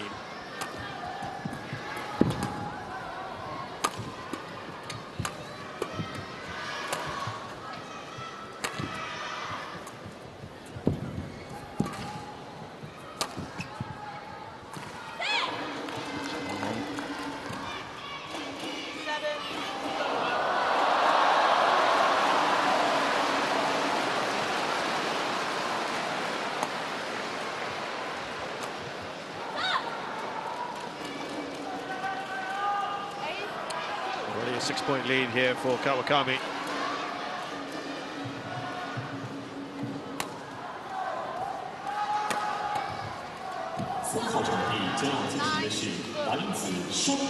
How many long rallies?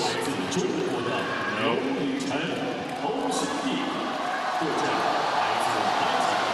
Normally very solid Kawakami and quick on her feet, just like all Japanese players, basically. And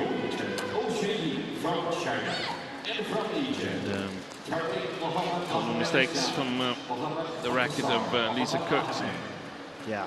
Experiencing how difficult it is to be accurate in the early stages of a tournament in these large arenas.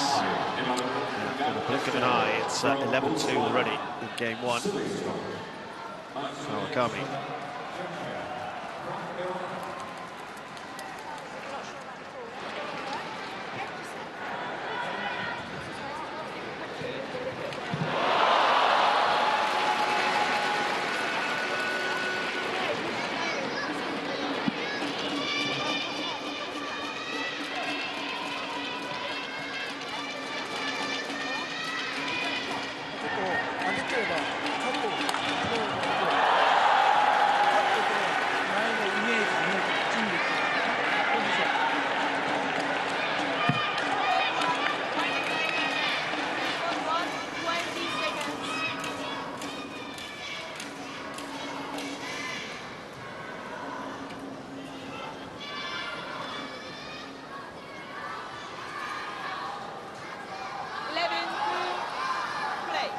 Very well so far for Kawakami.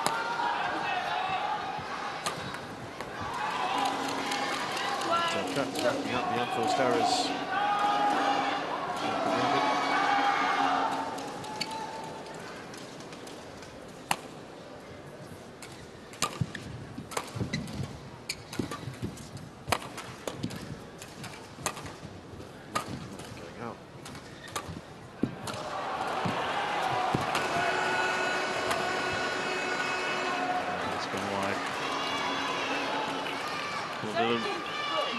Grip change would have been needed there from Curtin.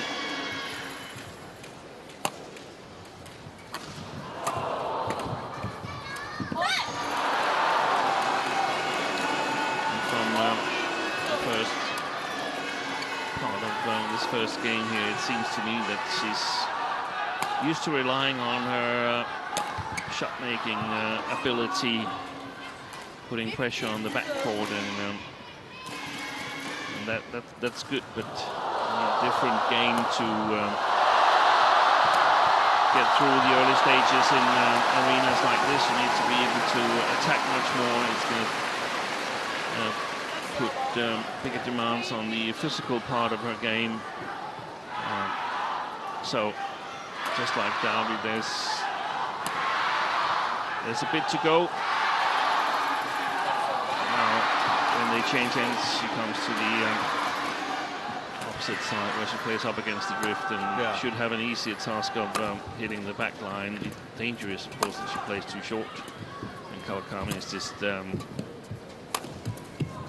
levels above at the moment, and she's doing her thing extremely well. Yeah, absolutely. Maneuvering her opponent all around the court.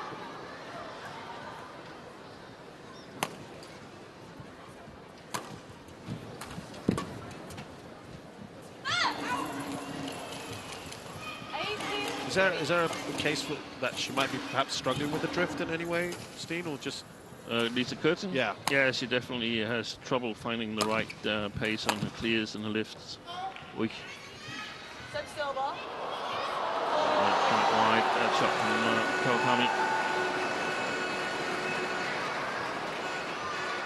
If she can get some flat pushes down the forehand side of the Japanese, then Curtin might have a little bit of a weak point there, but it's going to be really, really difficult to exploit it the way I see it. Lovely shot there, service return from Kawakami.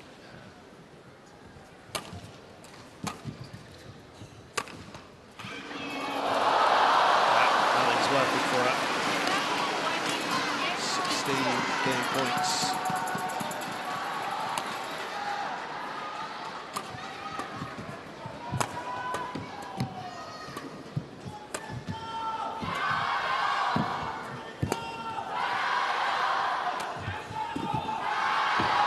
Got down well there. Kawakami, she takes that first game. She's absolutely cruised it. Very much on one side of the fair thus far. So Kawakami takes game 1 against Lisa Curtin, 21-4.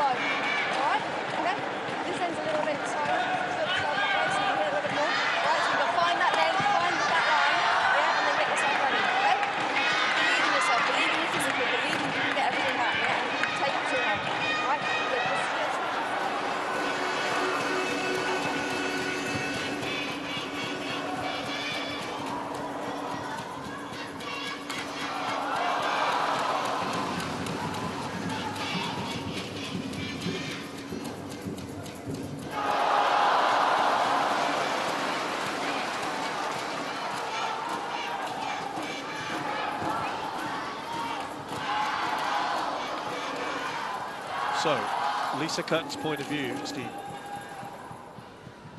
There's a number of errors. She might want to, I know it's easier said than done, but cut those out. Yeah. If she can put some pressure on the backcourt, she can extend the rallies. Hope that Kawakami has trouble controlling her shots. 21-4 point-wise, probably she could do a little bit better, but she's not going to be threatening to win the game.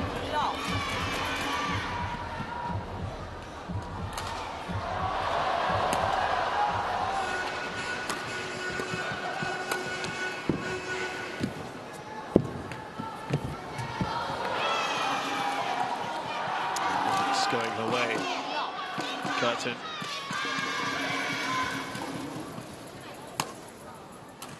Wouldn't tumble over for her.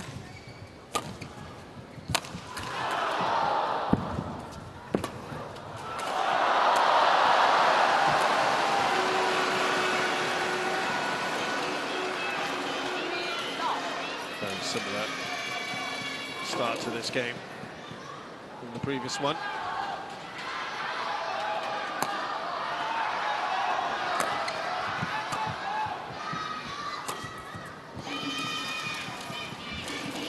Trying to make the racket talk there, Lisa Curtin.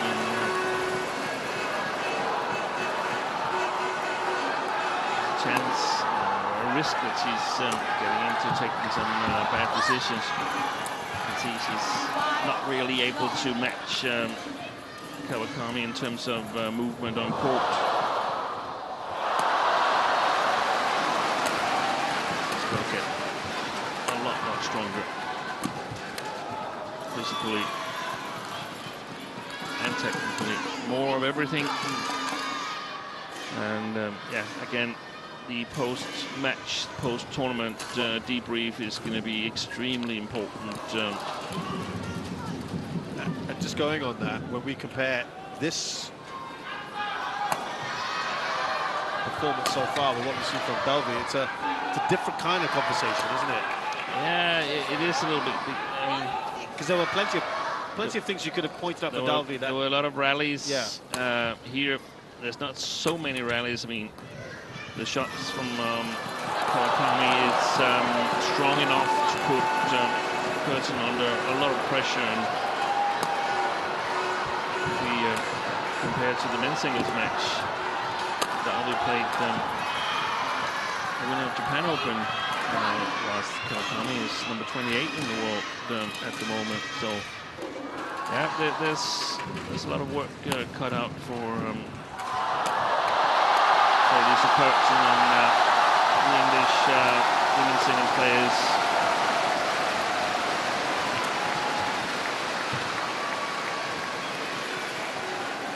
She's here to learn, and she's not the highest ranked in the English team either. That's Freya Redfern. Most likely going to see in one of the other matches. That stays in.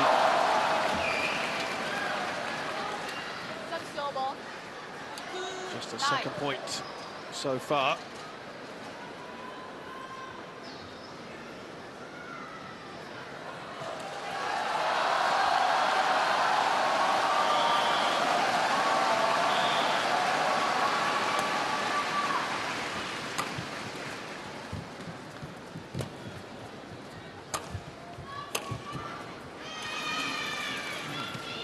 Attempt there. So at this point now, might as well just try and make things uncomfortable for Kawakami. I don't think she can.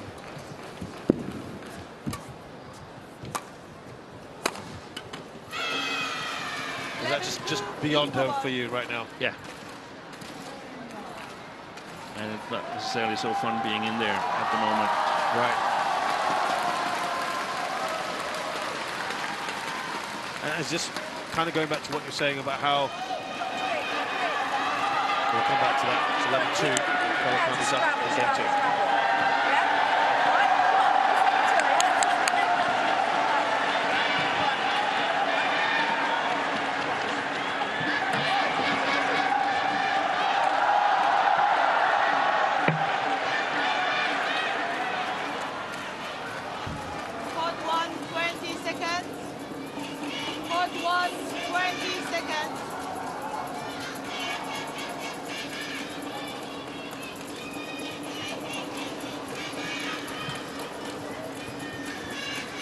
Just going back to what we were saying earlier about how sometimes starting early can almost have a negative impact on you, counterproductive. If you get disheartened. Yeah.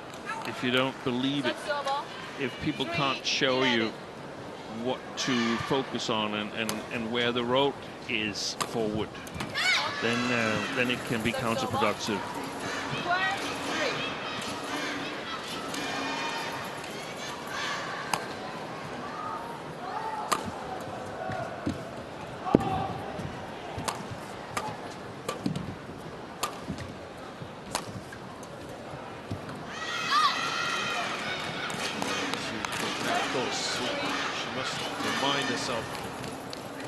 A player who's 350 spots above her in the rankings.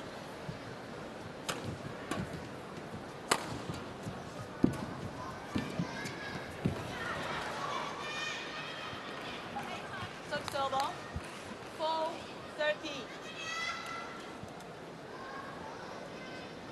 She's scored as many points as she did from the previous game. Yeah. It's something she would have targeted at least to surpass that.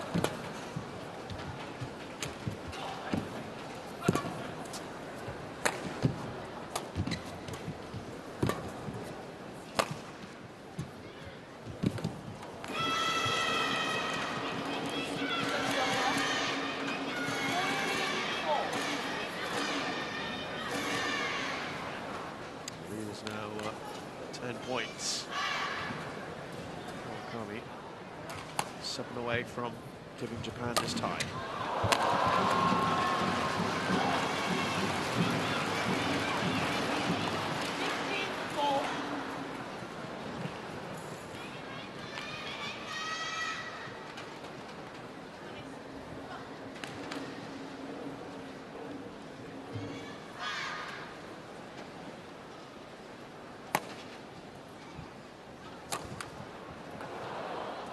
Just like we discussed with Dalby, it gives valuable experience in how practice should feel. I recall once some of the doubles players, Danish doubles players, came home and said, when we played those, it was Fu Haifeng and Jia Yun, former Olympic champions, when we play them, it feels like we're playing 3 against 2. Okay, then we need to play 3 against 2 in practice, because we need to feel in practice like how we feel in match play. It's almost replicate that in training. And the problem was that Fu and Kai, they played 4 against 2 in practice. Your champion from Singapore. 裁判员斯蒂芬妮·维尼克来自法国，发球裁判员大卫·格拉夫·冯士维尼来自奥地利。 Well, she's already on 6 here. From France. Service judge David Rock-Schwain from Austria. Pity, that was a good shot from Curtin. But perhaps also, Steve, the change of ends might have just aided her as well in this second game. Yeah.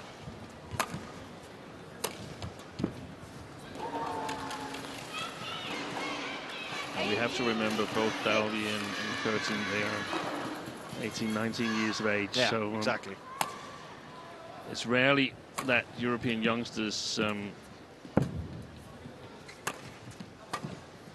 can compete at top level at that age.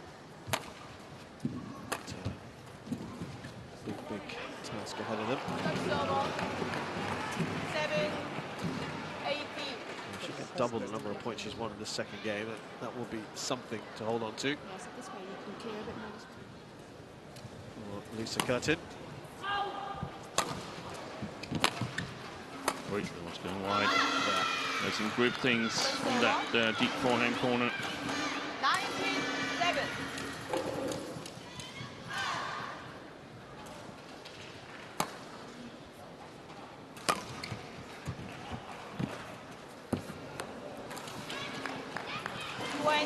Match point 7. So 13 match points then for Kawakami. I haven't talked that much about her, but she's just been rock solid.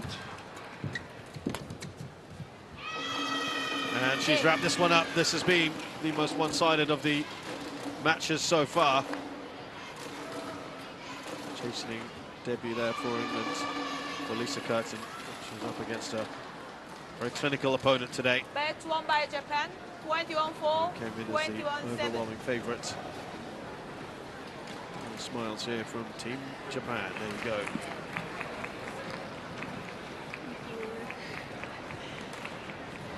So we look back on a very straightforward win for herself, Japan, and they have also won this tie. So Asina Kawakami of Japan. It's Lisa Curtin, 21-4, 21-7 in just 20 minutes, our quickest match thus far. Japan have won this tie already 3-0 up. There is still 2 more matches to come though. Still important for the final reckoning.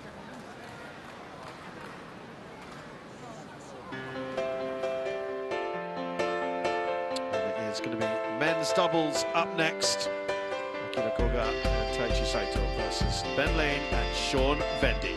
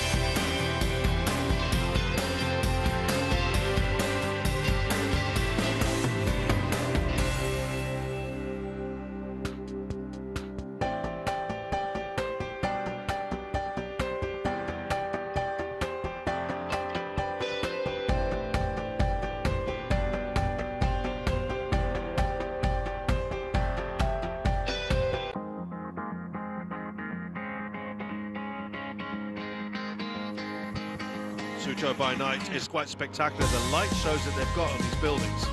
Tell you what, you really have to be there to truly appreciate them, but we're doing the next best thing by showing you these magnificent pictures.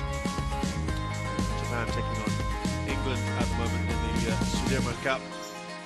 And now it's time for the final two doubles matches. We'll start off with the men's doubles. Akira Koga and Taichi Saito versus Ben Lane and Sean Vendy.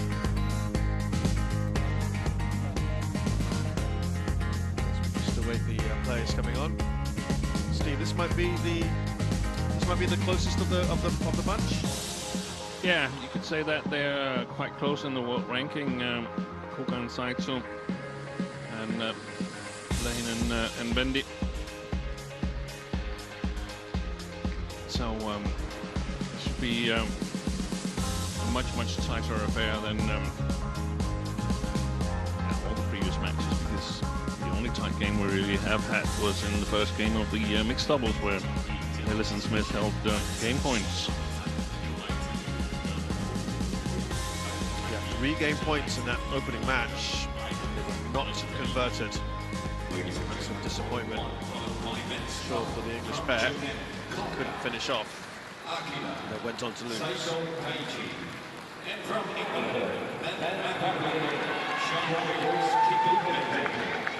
So the players come on now, to court 1, which is in the middle.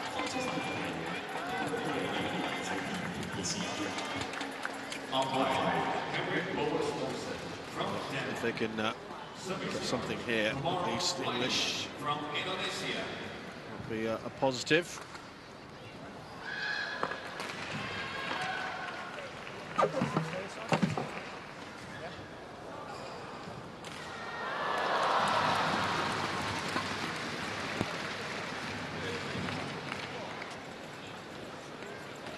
So, we've only met once before.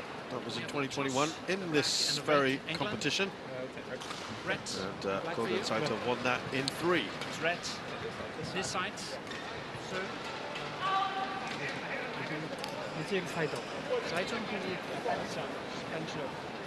Japan beat England in 5 straight matches. The last time they met in the Sudirman in Valta, Finland.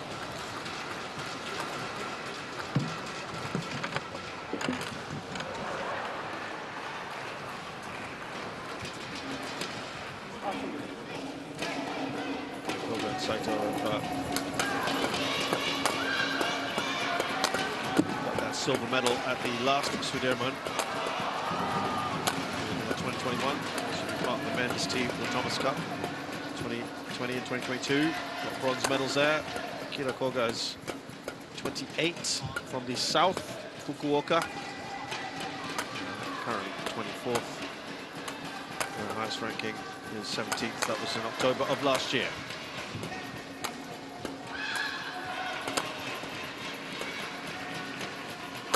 Taichi Saito is 30 from the capital, Tokyo, 176, slightly taller. And these two have never won on the World Tour. They've been runner-up 3 times at the Olio Masters, Akita Masters, and Indonesia Masters, all those in 2019. They've got a bronze in the Asia Team Championships, 2020. Former World Junior Championships, several medals. Sean Vendy is actually born in Scotland, 26, 181 centimetres tall, almost 6 foot, 17th in the world. That's the best ranking of their opponents. They have been higher at 13, achieved in September of last year. Ben Lane comes from a badminton family in Kingston, West London.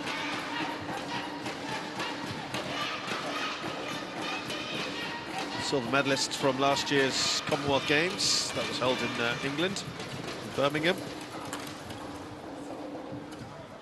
On the World Tour, they have won the Olio Masters in 2021.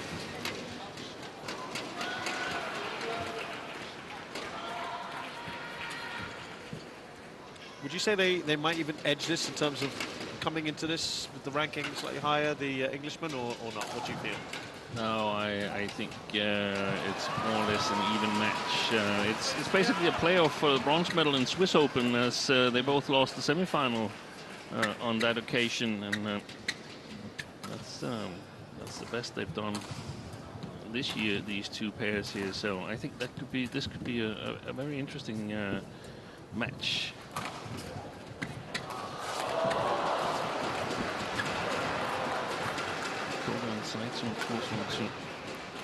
Ladies and gentlemen, reliable on my right, backup men's doubles. yeah. Hoki and Kobayashi. On my left, England, really incredible. represented by Ben Lane, John Wendy. They're not unleashing the big England guns. to serve, Ben Lane, Taishi Saito, love all, play.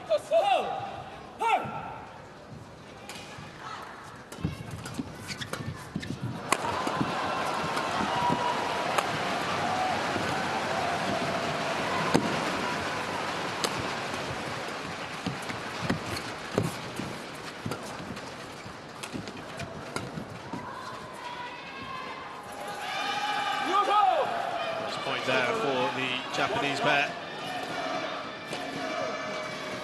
Japan playing again tomorrow against France. Two of the groups from today's matches from the early session and this late session are playing again tomorrow. So I suppose tomorrow we'll see almost an entirely different lineup from Japan, and then get ready for the clash against Korea on Wednesday, so that all the key players have played in the arena. In a way, when you look at Japan's schedule, it's kind of perfect in that sense. Yes. That you're playing the so-called the weakest team, with all due respect to England, first, get to use the depth of your squad, and then you build up, and then you have a break in between as well, Steve. Yeah. So it's kind of perfectly paced for them, isn't it, in that sense? And then you get a break again for the quarters. It could be. It could also have been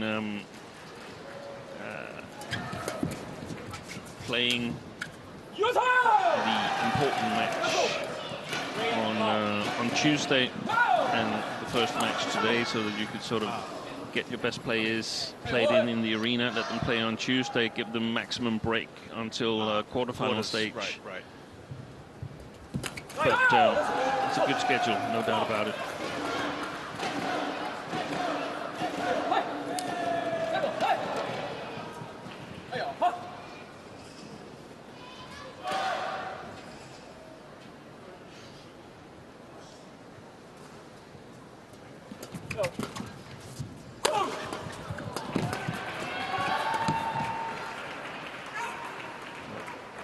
Get their first point. Then Vendi. 1, 4, 7, Start from the Japanese pair.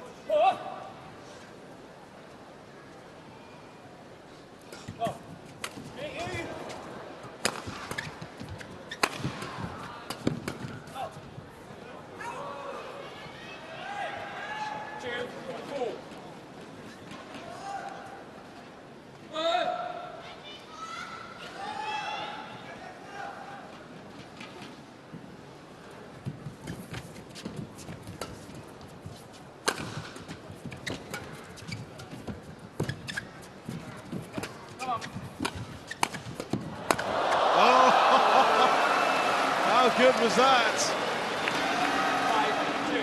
Saito's reflexes there.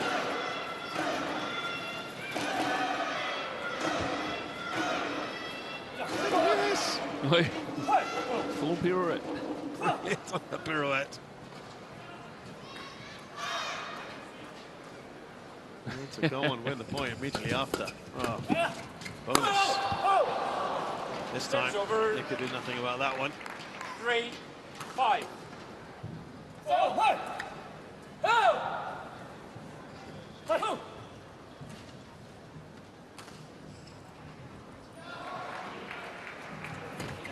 3号场地将要进行的是女子双打比赛，将由来自中国的张书贤、郑宇对阵来自埃及的尤瑟夫哈尼。Women's double from China, Zhang Shuxian, Zheng, and from Egypt, Noor Ahmed Yusri Mohamed Latif. 开打。裁判员安德烈亚·齐亚比来自意大利，罚球裁判员萨米亚·马哈杜来自毛里求斯。Umpire Andrea Champion from Italy. Service judge Stilman Mahadou from Mauritius.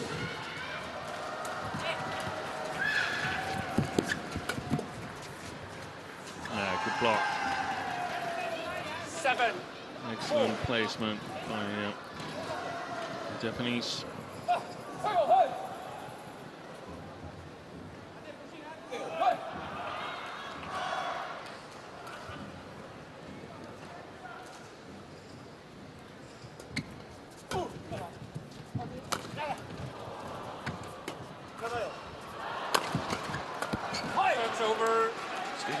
For you is only advantage in having a left-right combo. He's late, playing soft, so high base, yeah.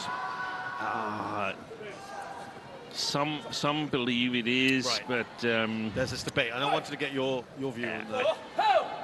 I think the difference is very, very thin. The way I see it, some right-handed players love to play right-hand, left-hand combinations, and others struggle. 7. I think it's hard to say. We've got the left-right combo here of Lane and Vendy. Two right-handers, the Japanese pair.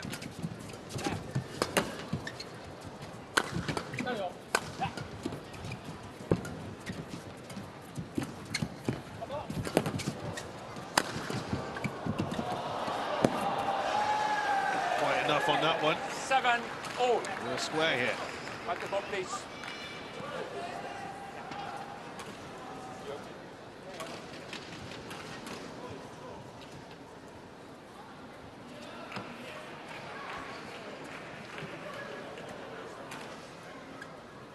Sorry, switching.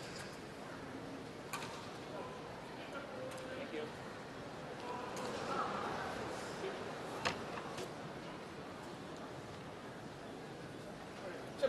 7 all. Help!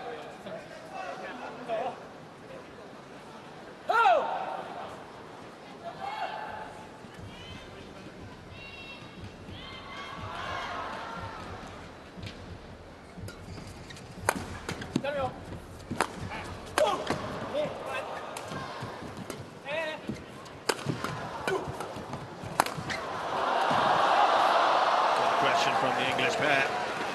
8, 7.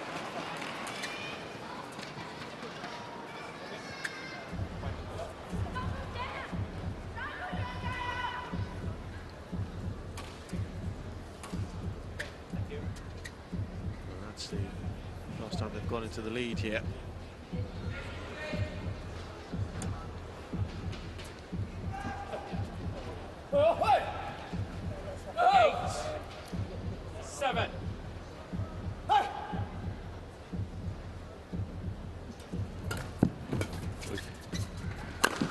All in on that service return, Saito.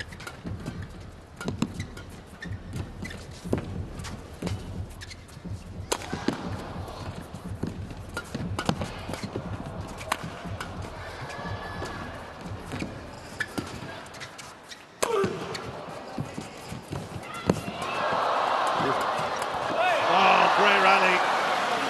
What a save that was. Great save in that. 8 all.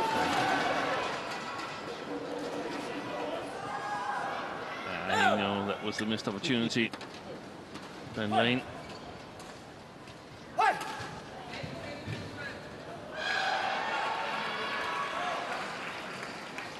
Yeah, that expression on his face says it all.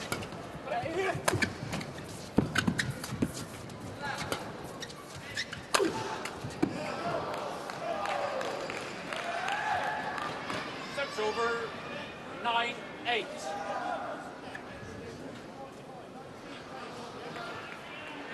This is one of the situations where it comes into play, the right-hand, left-hand combination. Sean Bendick going all the way across, trying to set up Ben Lane's left hand.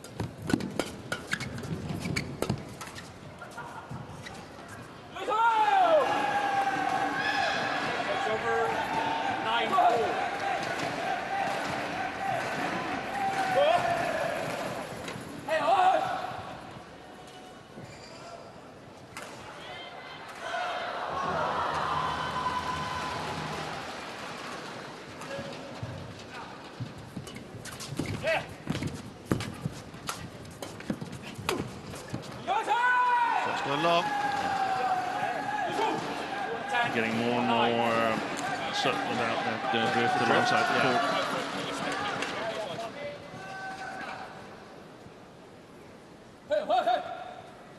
Just in front here.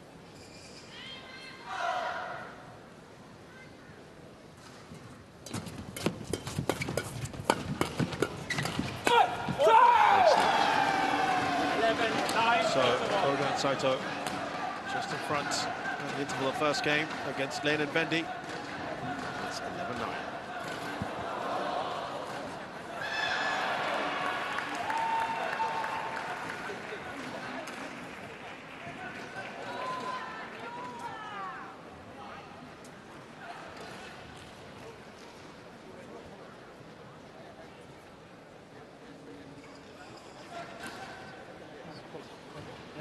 When Koga's coming in, he's a bit below. He's like trying to do this. So just be active on around the net.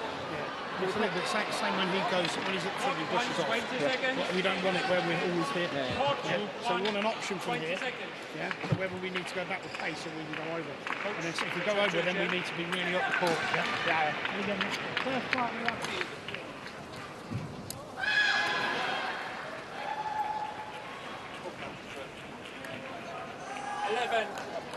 9.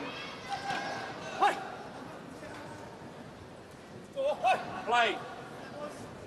No! Yeah. Hey.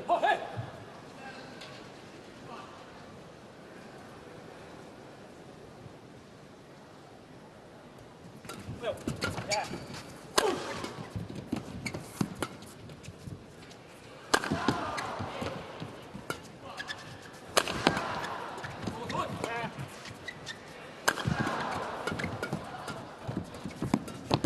Good play. Some real action rallies we're having here. 10, 11. Probably expected.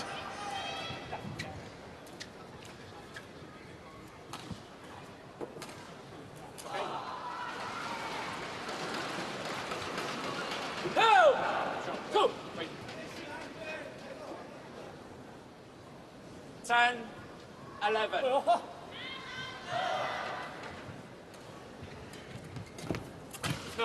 Yeah.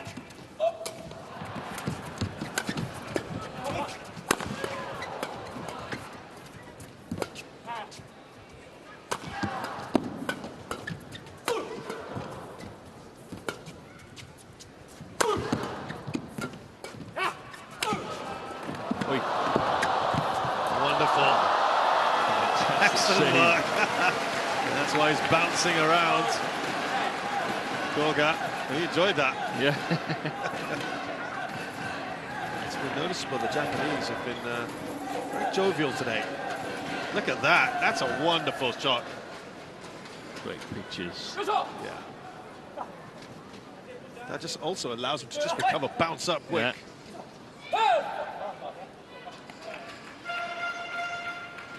Yes,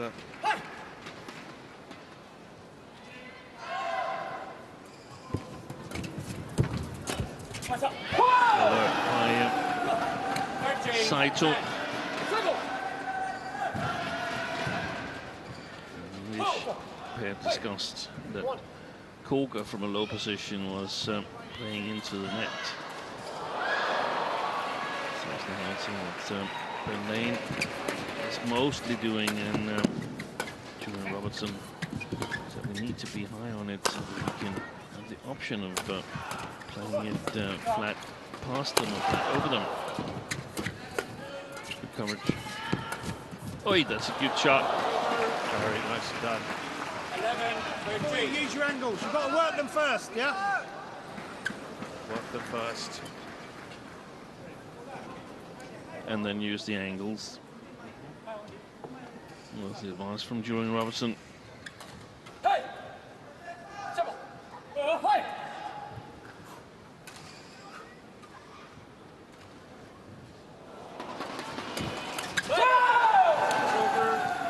Big shot there. 14.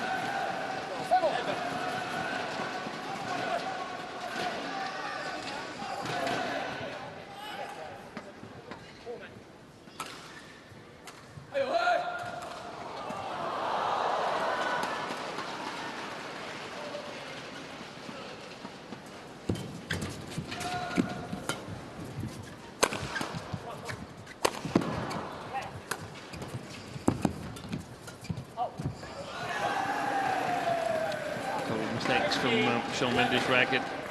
In the last couple of rallies. Restore that 4-point lead they had. Japanese pair right at the start of this game. And it's coming towards the business end of this first one.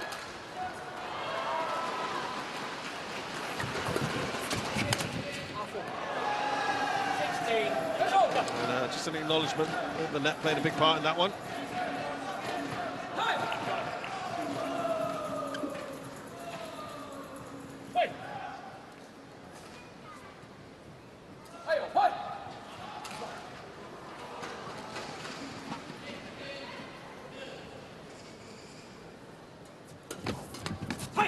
Over 12 to 16. Hey! Now! Come on!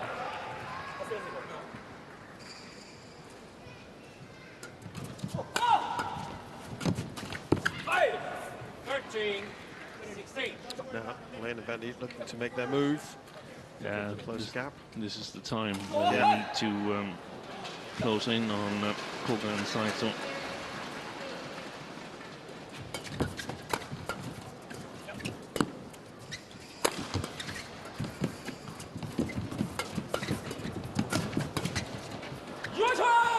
Good pressure. Yeah.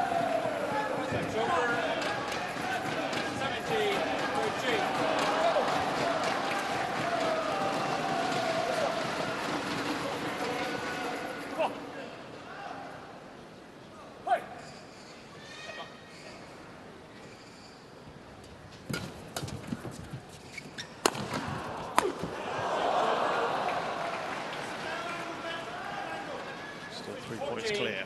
17.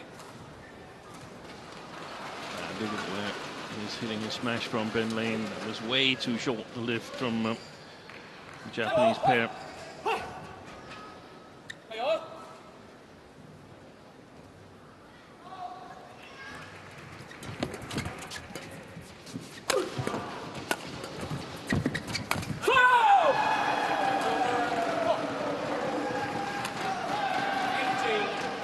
I think when they get forward on the court, Lane and Bendy, I think they could be a little bit more specific with their smash placement in order to try and play their partner in at the net. 15, 18. Depending on whether you hit the body of your opponent, the left side, the right side, a little bit in between them, that you can tell probabilities of where the return is coming. And of course, the closer you stand to the net and hit your smash, and the harder you hit as well, the bigger these probabilities is.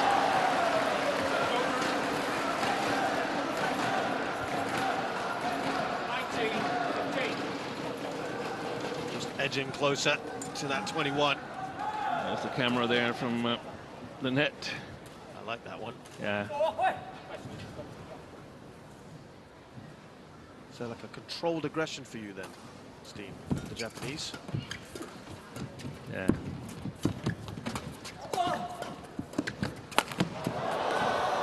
Not much he could do with that. It was into the hand of Koga, was it? Back the ball, please. Sorry.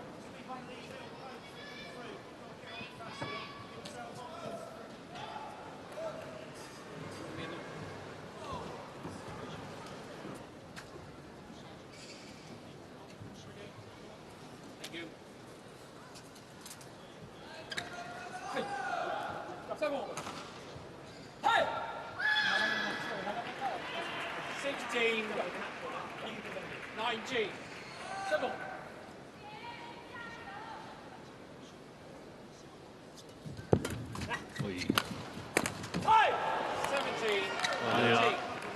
Tricky serve return from Koga. I think he was a little bit lucky that it got deflected by the net, but then missed the next shot.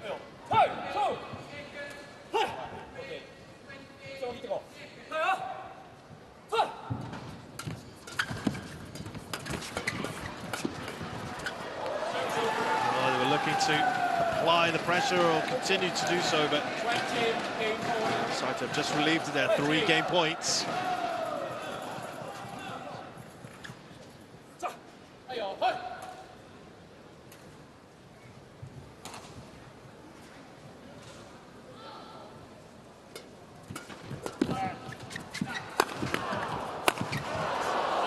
One saved.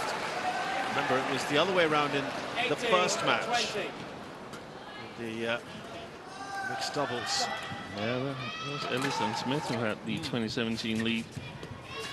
Remember how that one turned out.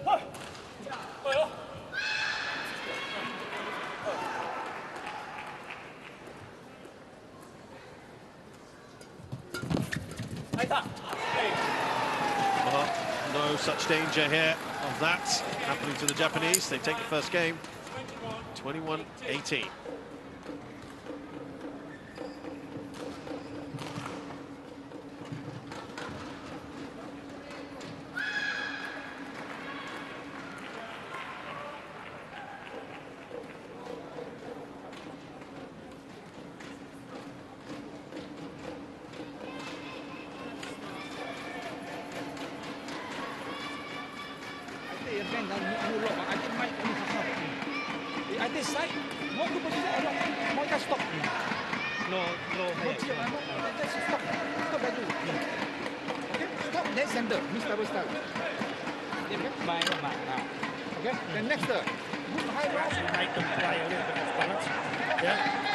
So if they're on balance, they push and then they both split off and then they're both ready. They're good there.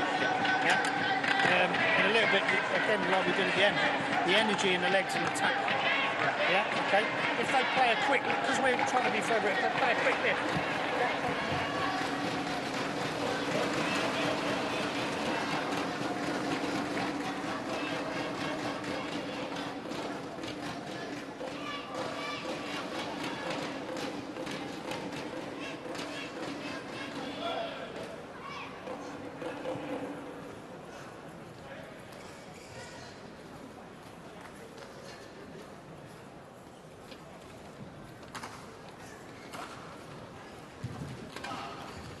Hot 1, 20 seconds.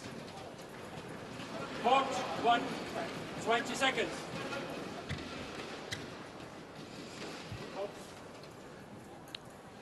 The Japanese players clearly English good enough to understand their coach. The translation there. Second game. Tan Kim Hurt, the Malaysian. Play.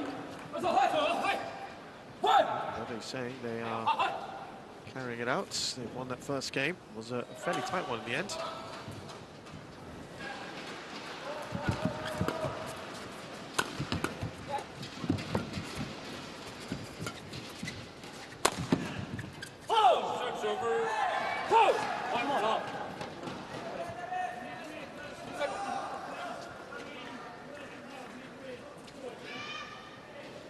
So Lane and Wendy playing up against the drift here in the second game, and the question is whether that means something for the lifts from the Japanese pair. Can you perhaps explain for those maybe newer to badminton why going against the drift would be more helpful for them than going with the drift? Yeah, because you don't have to be so careful when you lift. Yeah. The Japanese pair, they can't go exactly towards the back line. They have to sort of take the pace a little bit out of their normal lifts.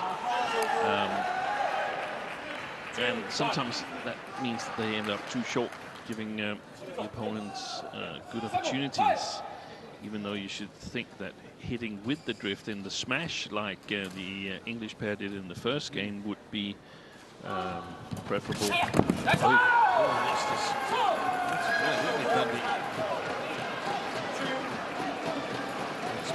Spot. Just have a look at his right leg, or left leg, sorry. Oh, actually, it was his right leg. Drives the side of the shoe. Yeah. Yeah. That could have been nasty. Yeah. Could have been a twisted ankle. Yeah. sorry, just go back to your point, Steen, as well, from the Englishman's point of view now, they can go full on with their shots because they're going against it, right? They don't have to be that concerned, right, when they execute the shots.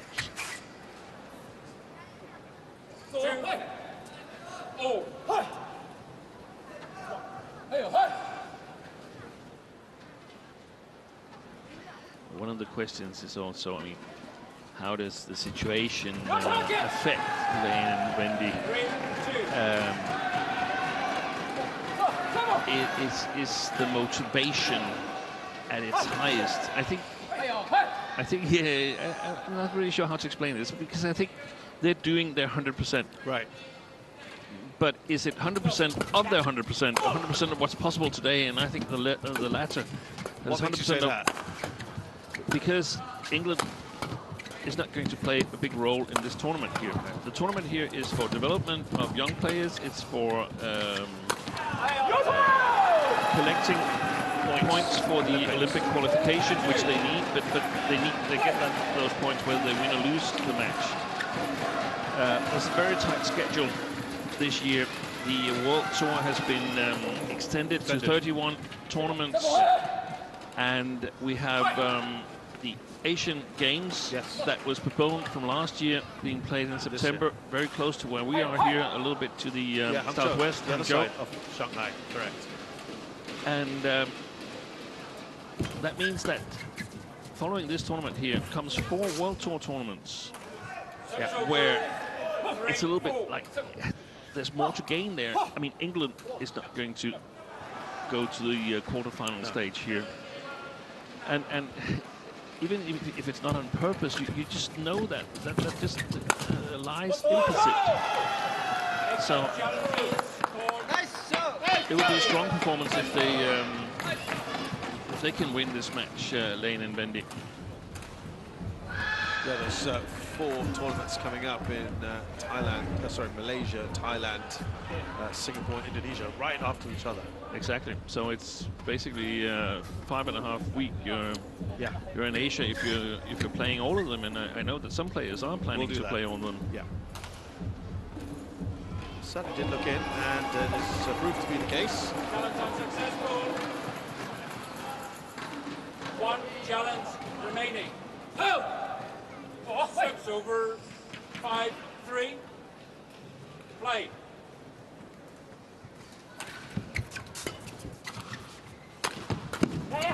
Yo! 6-3.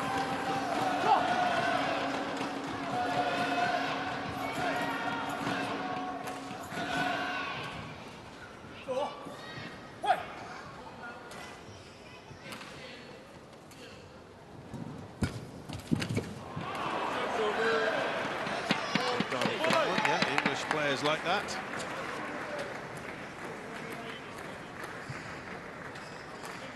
Like, they're going to get back, but we just fucking got to keep working.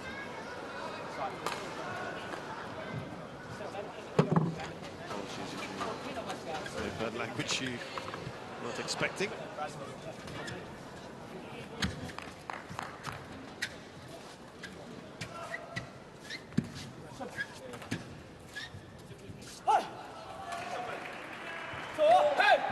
Just 2 points in it at the moment.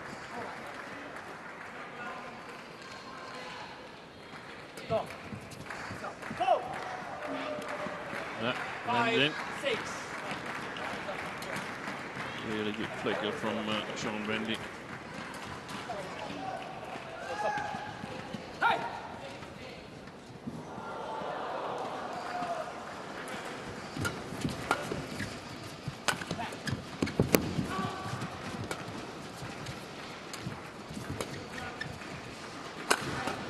Great length on those 2 lifts from Koga.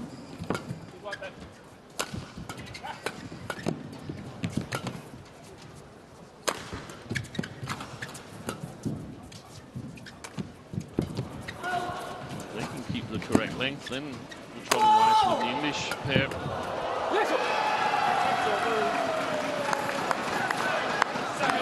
This match won't have really the same bite from the far side of the court.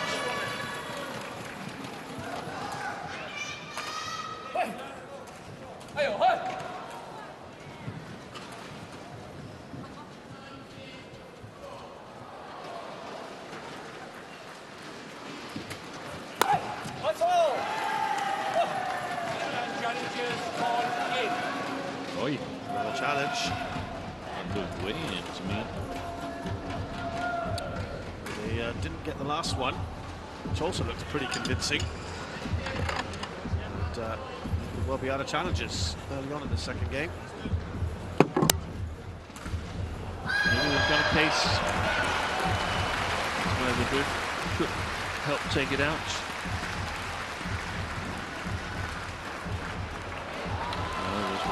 It's about the most in one I've seen. That's why you make an instant appointment with your optician. Even my fellow commentator here with his glasses on saw that one very clearly. Yeah. No, the thing is, it's one of those that slides out, so yeah, it can be really difficult to judge. I was just so happy that I finally got one right.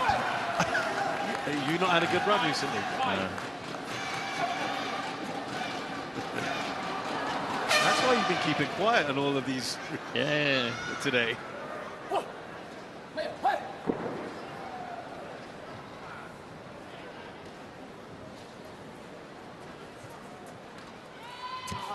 Out. 6 over 6. Give us a chance, stay composed. 9. Hang on. Good.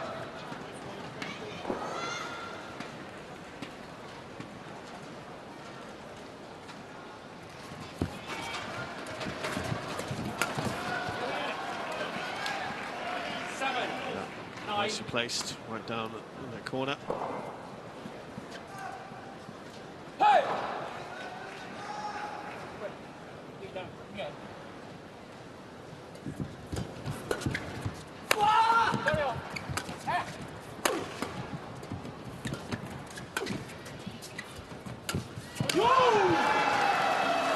It's been good today at the net down the side, so.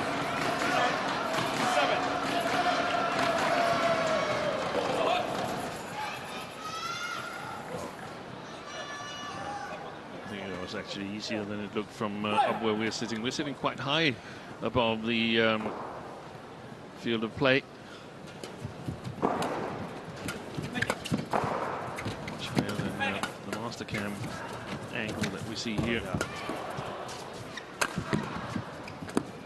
Yeah, I was going to say, it's kind of what they say called nosebleed territory up here in these altitudes. Steen, certainly you've been doing this a lot longer than me. This is the highest I've ever been, and I think you're saying All England. All England, we're sitting pretty high up as well, but it makes it difficult to see some of the chances how big they are. So it's the interval. Yeah. It's 11-7, Okay, game 2. All right, definitely can't stop. We've got to be working harder from the back. Yeah, all right. So if they, even if they get the first block in, we've got to have a little bit of vision. What they're doing, they press it. Do we need to go over? Yeah. When we go over where we stand in, yeah, but the readiness, because we know it's coming back, we've got to be so much more alert. Have to be, yeah. We're a small margin away from turning where we are now, so let's just be on it now. Yeah, come on.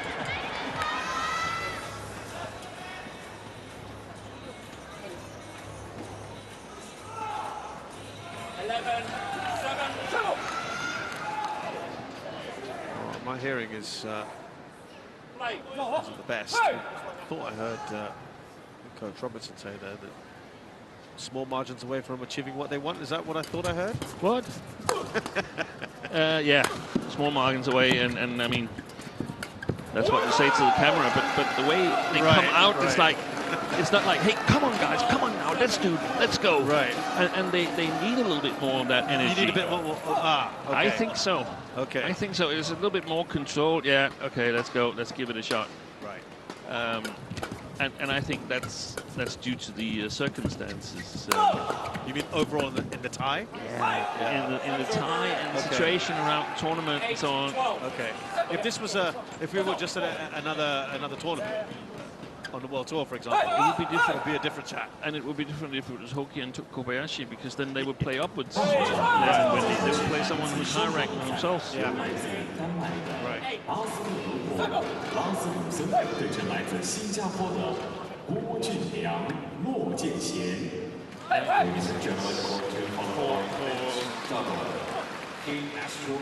players that haven't played team matches like this, it can be difficult to comprehend. Why not just play? Just go. It just sneaks in. It's really, really difficult. It's the same thing when you have a really tight match against a team that you're not sure you can beat, and it's 2-2 and everybody's cheering and so on. So yeah, that's good. We need to have that when we play the weakest team in the group. You just can't get it. You can't get it. The back of your mind knows that this is not the same as it was the previous day. 9, 17.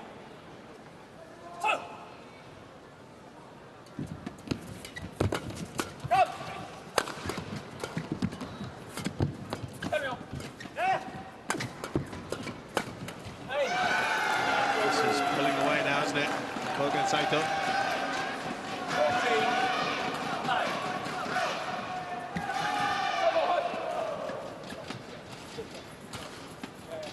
5 points the lead, biggest lead that they've had in this second game.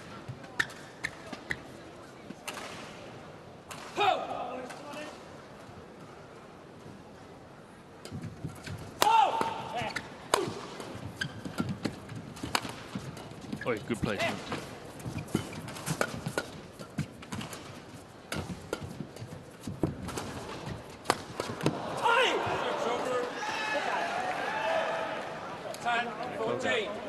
A little annoyed at himself there. He's just replaying the shot off camera. So the tape. But that little gesture there showed to me that there's a little bit more fire in the Japanese pair. Yeah, seem more up for it. And good service. That's umpire Henrik Boas has called the service line, but he didn't take the challenge. He called it unsighted, which means that we'll get Hawkeye to adjudicate, but none of the teams are in danger, or the pairs are in danger of losing a challenge. Just asking for Hawkeye's opinion. And it was well in. 11, 14.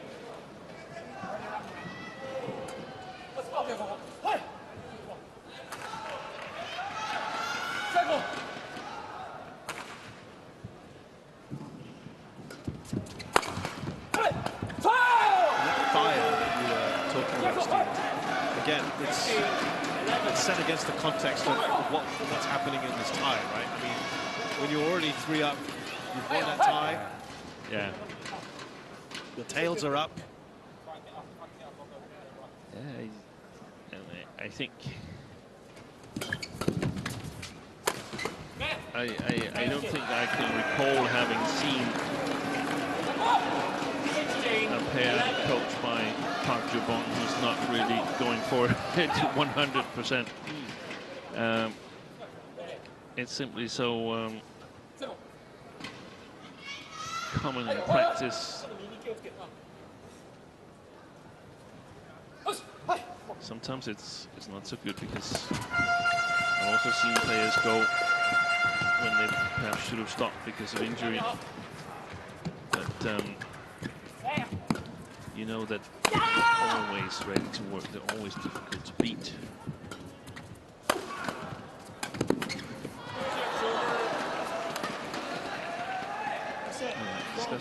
Their task is to be the reliable backup pair should anything occur to Kogi Kobayashi, who must be the #1 pair, the former world champions, or perhaps even Kogi and Saito, if there's special pairings that they feel that they match up better against. They've, for instance, they've beaten Aranchara and Suwijik, the world champions. They've beaten them twice this year, Kogi and Saito.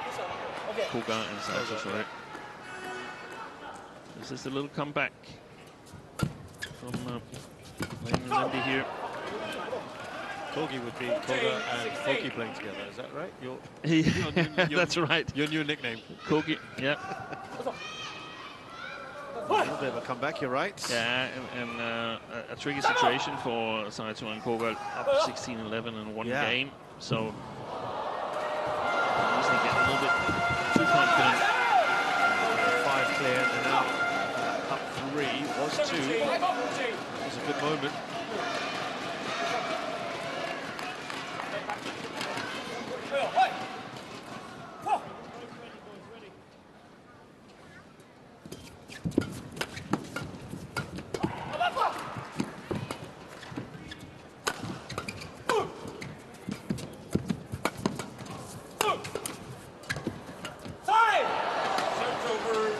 Backhand there. 15-17. Koga. And static.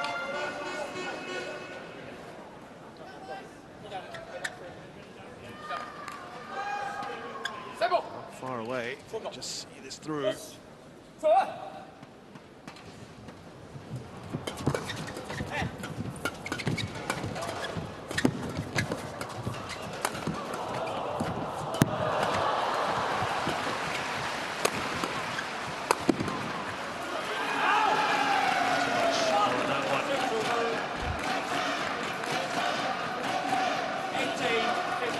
Points now, the gap, and what is required to win this.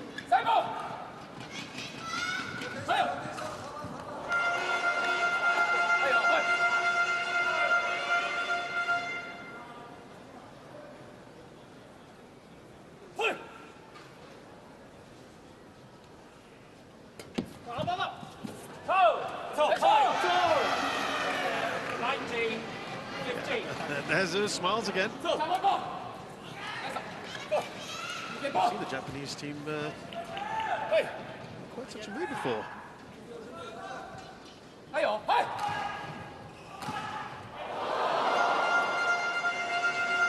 and relaxed feel about them. Oh, that's a lovely fix.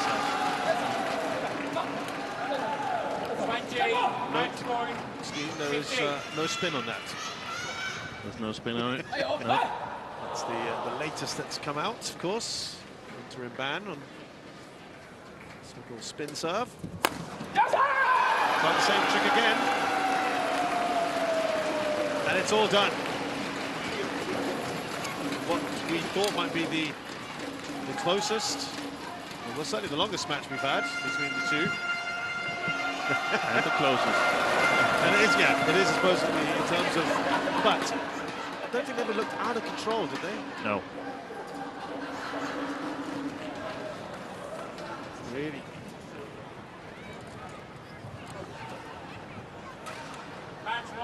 There's some Danish pragmatism there. Yeah, before celebrating. Please shake the hand first.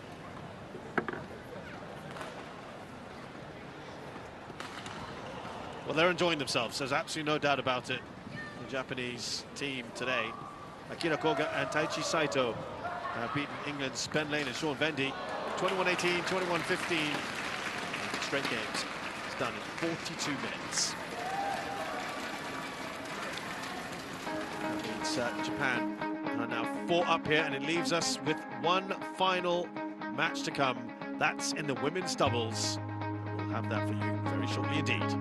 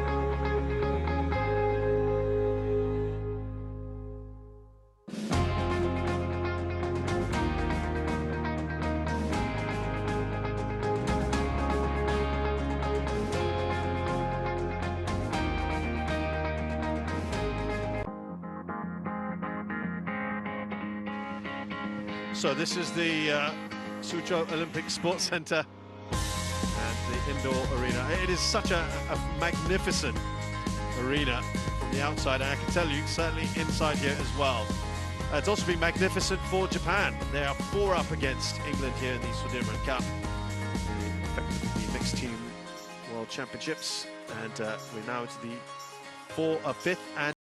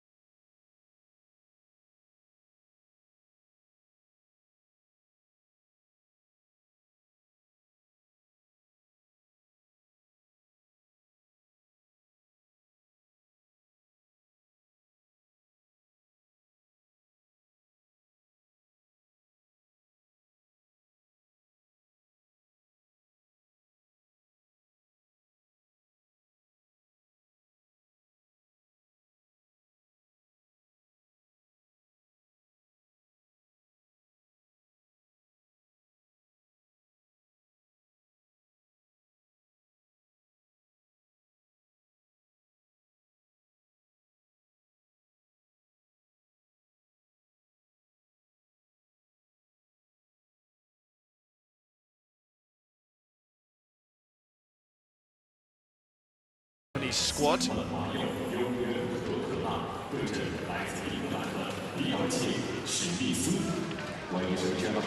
have our players. For England, they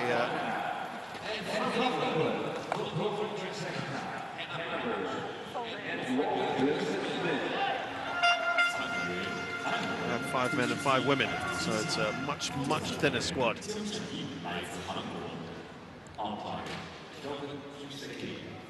We're getting the full names from the Chinese announcer here. Was it Chloe Francesca Hannah Birch or something like that? I have had some middle names today, you're right. You're right.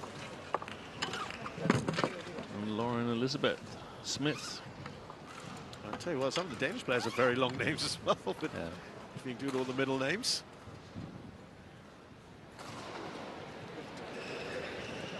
So they have met 3 times before. The Japanese have won all 3 of them. And the last meeting was only very recently. All right, England. Where my fellow commentator was at. Red. All England. Black for you. They won that one in 3 straight games. Red. You will serve? Sorry, yeah. 2 straight games. Right, which side? That side? Okay. Take Lauren off there. Very sorry. All their matches have been won in straight games. I suppose these two are quite the pairing, aren't they? Matsumoto. Nagahara. Start with Matsumoto, who's pretty tall at 177. She's from the north of Japan in Hokkaido. Currently 7th in the world. Of course, a former #1 pair. That was achieved in April of 2019, so about 4 years ago. They are former world champions. They won the women's doubles in 2018 and 2019. They've got a couple of bronzes in 21 and 22. Also from Hokkaido, Nagahara, much shorter at 169. The Sudirman silver winning teams of 2019 and 21. Yuba Cups, they've won silver in 2020 and 2022. To Asian Championships, silver and a bronze in 2019 and 2023 recently as well. Chloe Birch is 27 from the north in Preston, 168. Currently 28th in the world. 27th, I should say. Best was 12th, and that was achieved about a year and a bit ago, January of 22. Lauren Smith, 171. Saw her earlier, of course, as I mentioned, in the mixed doubles. Chloe Birch has got silver in the Commonwealth Games last year, the women's doubles. That's with her current partner, Lauren Smith.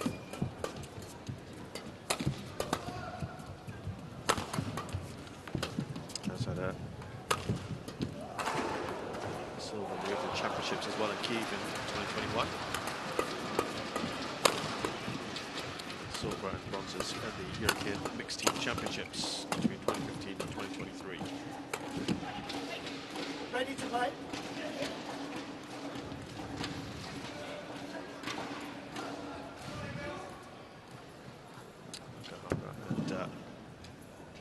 And Tsumoto won the Asia Team Championships in Manila in 2020. But another tough task ahead for the English pair here.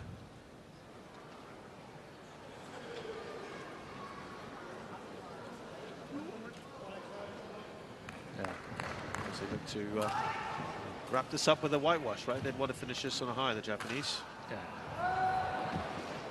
European women's doubles have struggled against Asian players, except for the Bulgarian sisters, Stephanie and Gabriela Stoeva, and glimpses from this pair here, and Danes Forgård and Thyssen, and it's been very difficult since coming over to Jul and Christina Pedersen retired,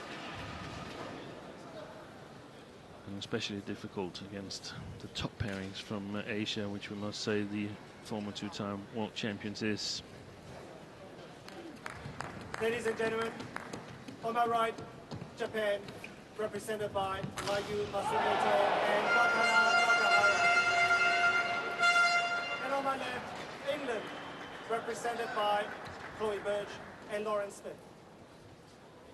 England to serve, Lauren Smith to Mayu Matsumoto. Level, play.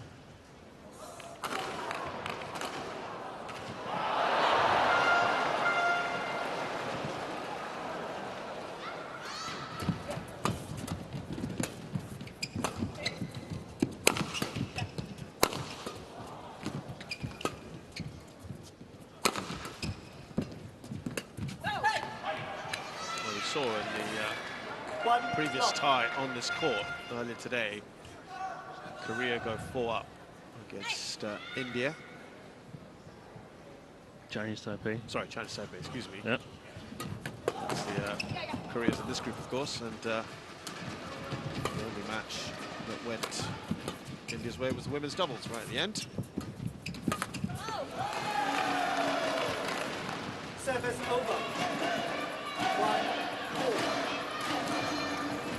Played the Olympics together, these two, and then Chloe Birch played some tournaments with Jessica Pugh, but I guess it was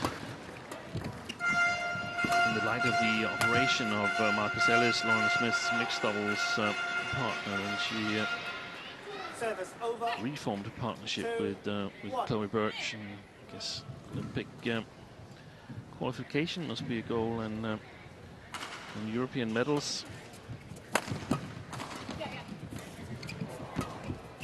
for the Japanese pair.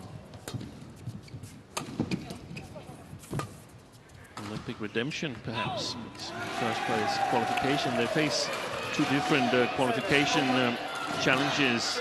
Smith and Birch have to get within the 16 pairs that qualifies, whilst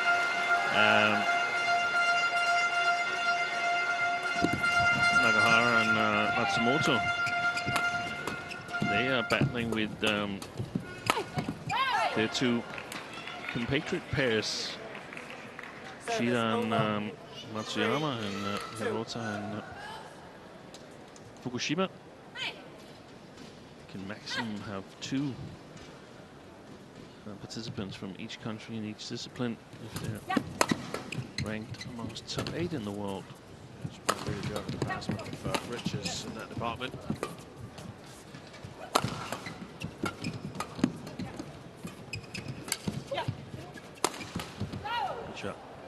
I'm sure they want to really make up for what was really quite a disappointing performance team for Japan at their own Olympics. It was really disappointing. They were also unlucky. Hirota tearing her ACL a month before the games, playing with a Donjoy brace on her knee, but clearly not at her best. And Matsumoto and Nakahara here losing after having match point against Kim and Kong from Korea, who went on to win the bronze medal. So yeah, if you predicted that Japan wouldn't get any medal in women's doubles in 2019, then you would have probably been hospitalized. 6-2. All right, now Burch and Smith got off to a pretty decent start here, 4 up on their opponents. Well on that one. That's not a good shot. I mean, what's the chance of killing it? Look at that serve, forehand serve, and start in the defense. They simply start in the defense. Matsumoto was standing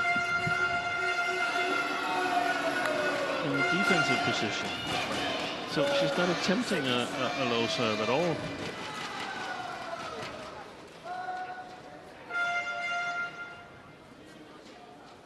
Lauren Smith, you could just get back. For what? Well, there was the flat one. Wow.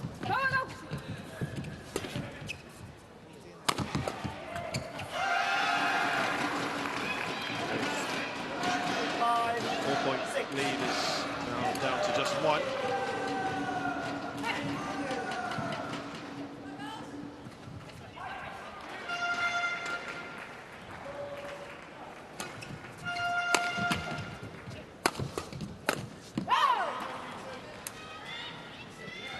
Service over. 7-5. I've seen Nakahara serve forehand serve previously, but not with as defensive a stance for the pair as we see it here. They might have done it previously this spring, but just haven't paid enough attention to it. 5.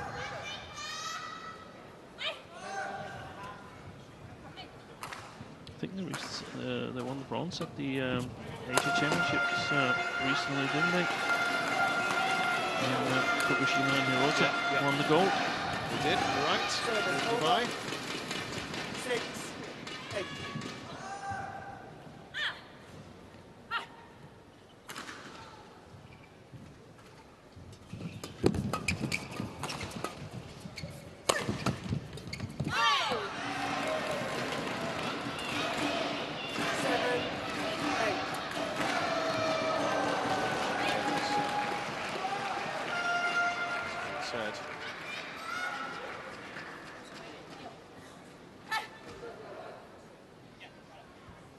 Also, Matsumoto's stance is a little bit odd because she's turned a little bit, so she's not directly facing the T part of the opponent's court. She's basically facing the middle of the service field. And from the left service field.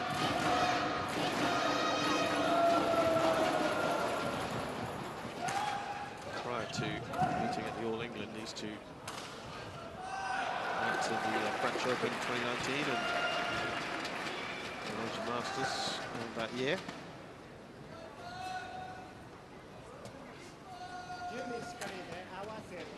It was interesting, their last meeting at the All England, 21-9, 21-10. Very, very one-sided that. This meeting was far closer. That's good. I'm sure there's an element of Birch and Smith wanting to make up for that one. Home ground.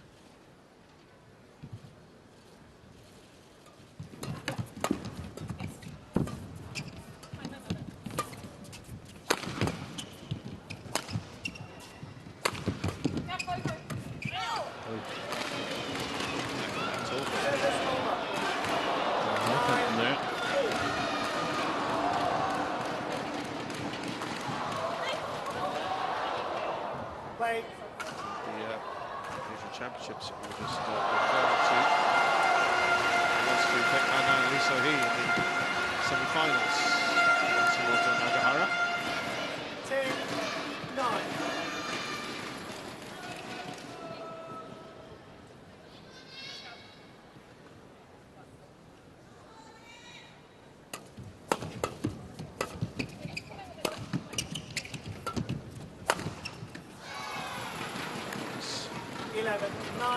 It's the Japanese pair who are in front here. 11-9.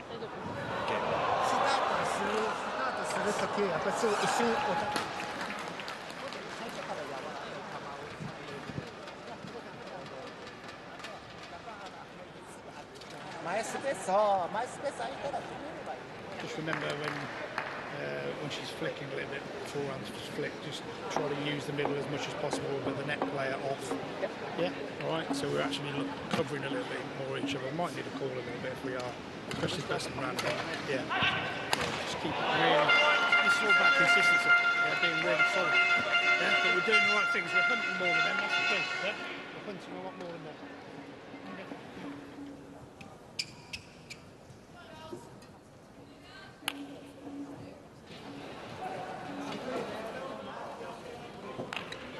11-9.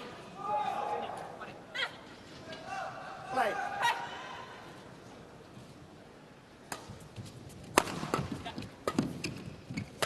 So 9 of the last 12 points to the former world champions.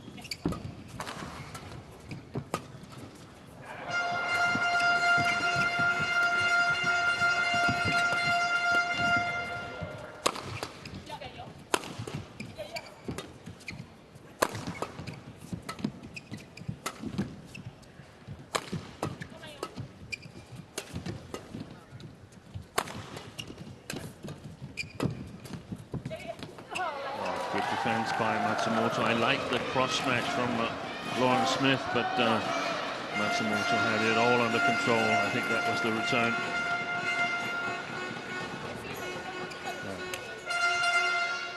Great awareness. Kind of a bemused look there from Lauren Smith.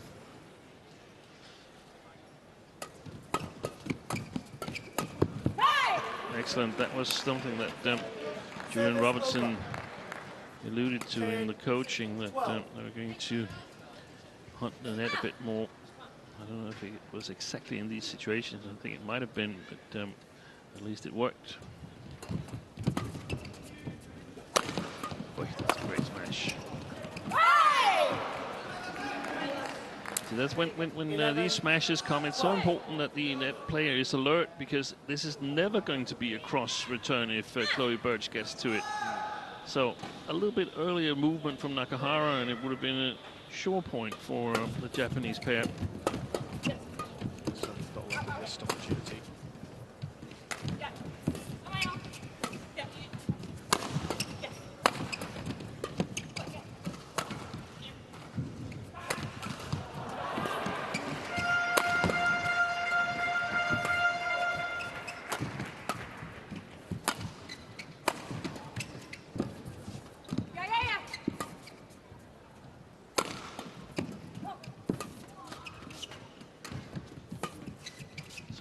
This one. Good watch, good read by Chloe Birch. Seems like that might be the longest one we've had.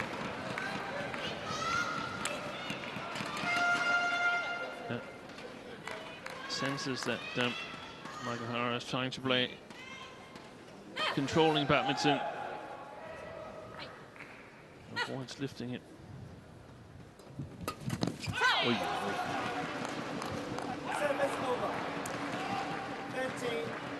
Went for that one. Did it. Serves like that, you almost need a Kevlar vest.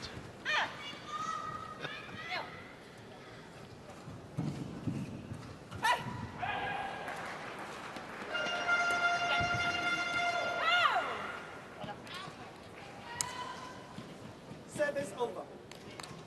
13 all.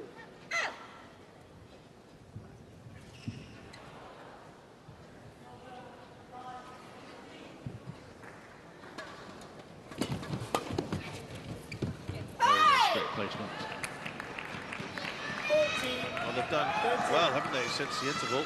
They have. 5-2. Birch and Smith.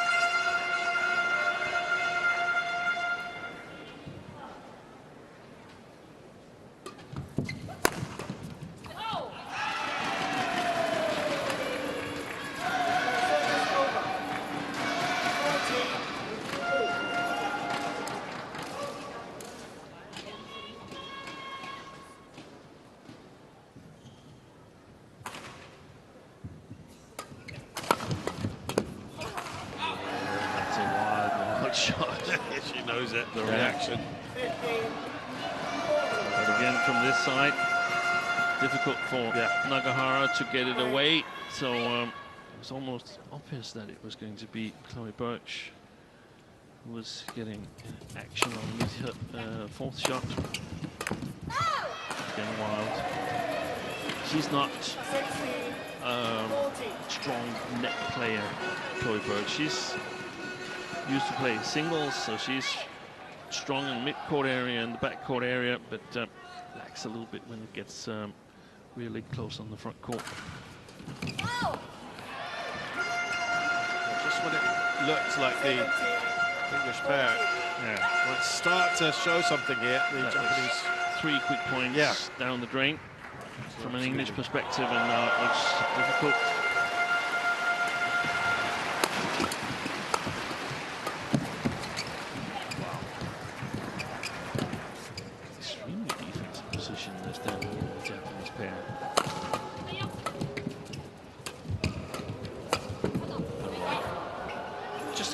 Expand on what you were just saying there about the stance of the Japanese women. I feel they're standing really far back and waiting with the racket low, almost about knee height. That's a little bit surprising.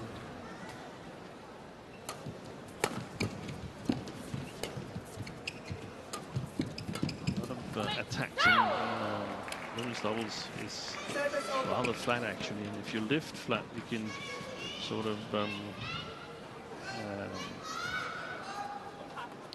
induce an even more flat smash that you can counter on.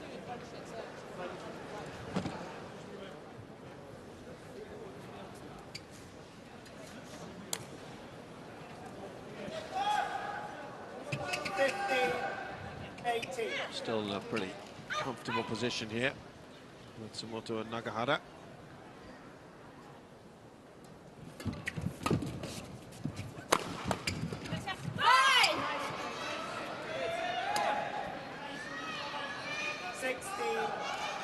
Deficit down to 2.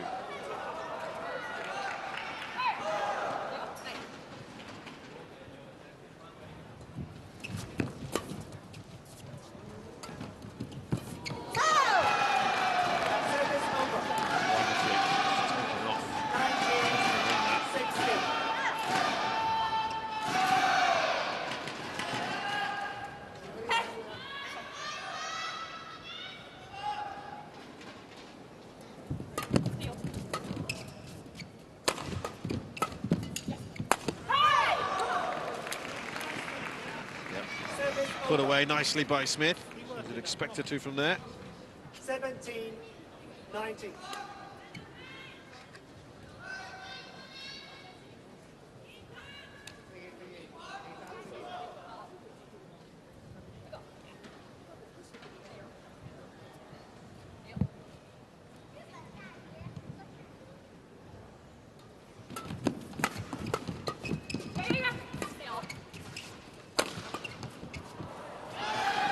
That's 3 game points now. 20, 10 points, 17.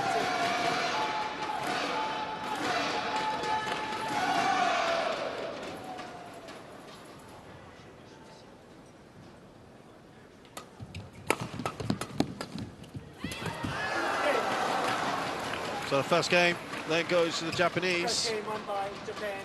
21, Good moments 17. for Birch and Smith. Came back a couple of times when they were down and out. In fact, had a 6-2 lead, remember, early on. Fine run from the Japanese set them up nicely for this first game. They win it 21-17.2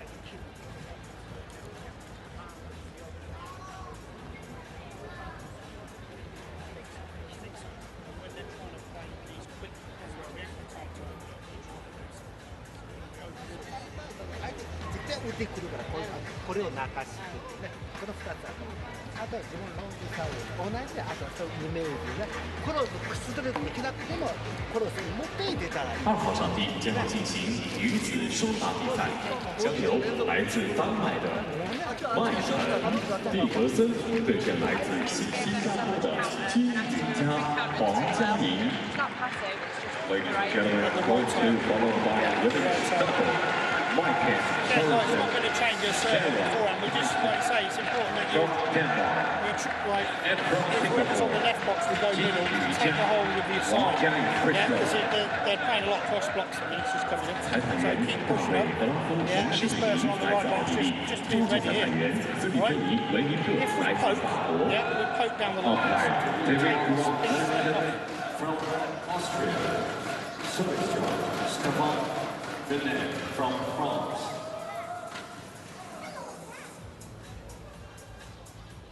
Court 1, 20 seconds. Court 1, 20 seconds.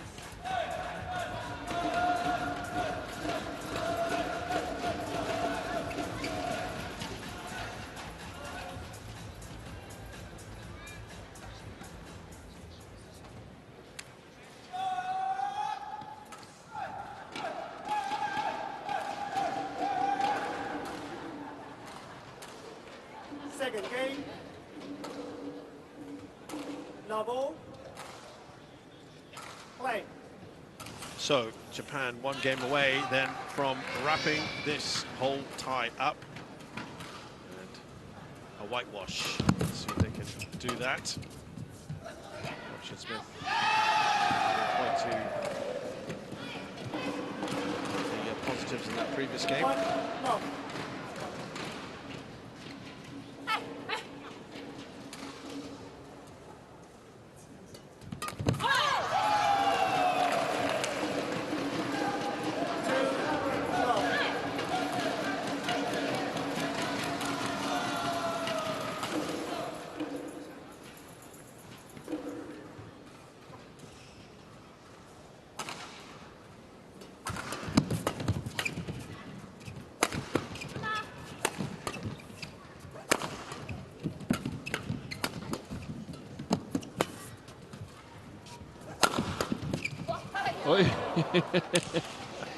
That's not often we see someone get hit by the defense.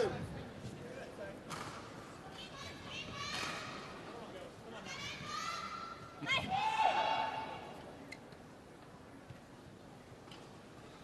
a good shot from Lauren Smith. Surprise in that. And that is really beautifully placed. 3, 1.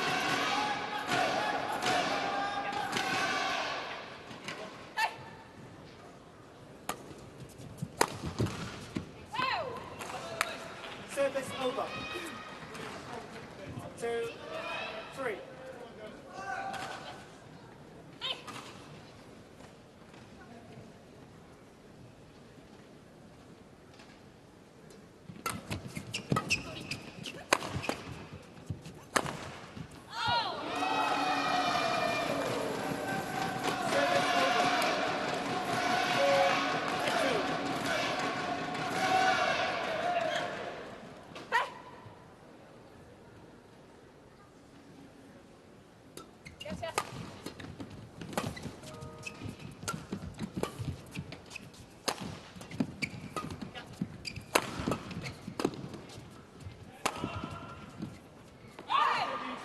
Welcome to the drift.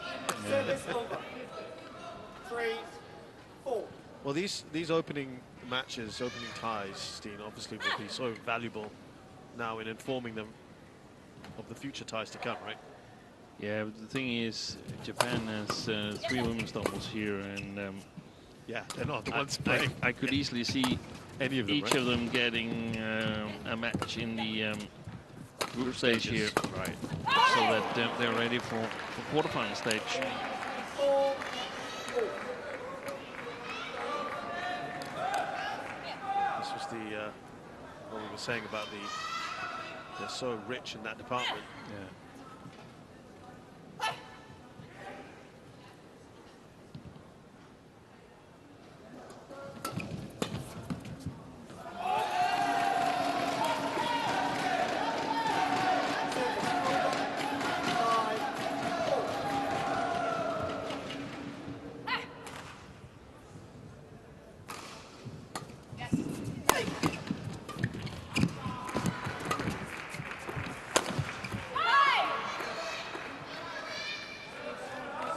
Service over. 5 all.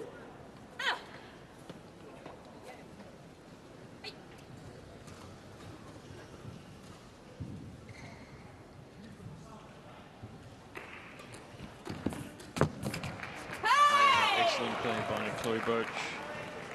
Changed the position of the serve and had the guts to follow up. 6. And the accuracy.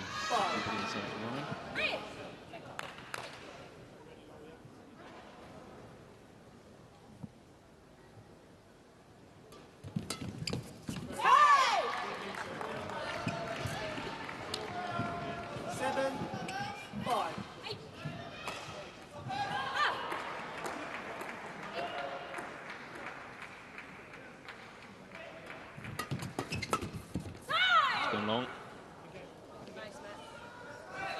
8, 5.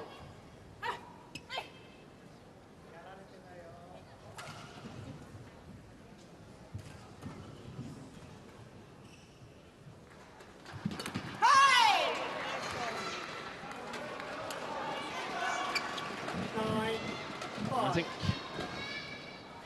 Matsumoto and Nagahara, they've been struck by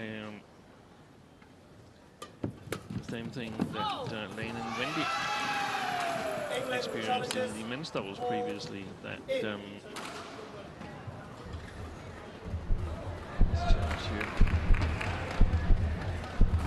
already won the team tie, and they're going to play this match, and they're probably going to win it.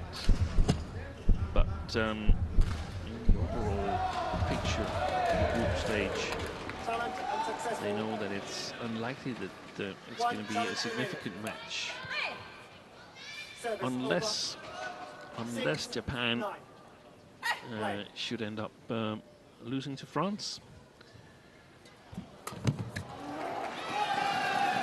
Defeating Korea or France. Japan-Korea sounds like a fascinating one, isn't it? Yeah, but I think that the perception is that that's going to be the group stage final. This is not strong play from Nakahara and Matsumoto here at this moment.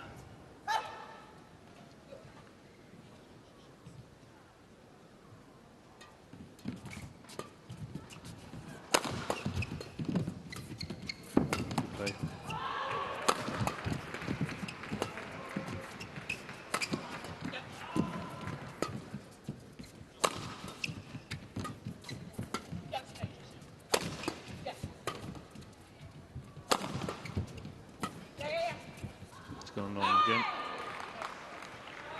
So 4-point advantage for the English pair. Nice turnaround here. Not had many It's quite simple when you get the lift. of the matches have England leading at any of the intervals. So let's see if there's a change of fortune here in game 2. Game 1, of course, has gone to Japan. もう一回気持ちでもう一回いじってコーチも悪いからもう一回スタッフから次もう一回くれる2回ともチャンスだからねまず最後のそうしたらあっちのスタッフとも次で高くあとはこの持っちゃうから自分たちがリズムを作る全然ね最後のあれ集中したらそんなことしないんだから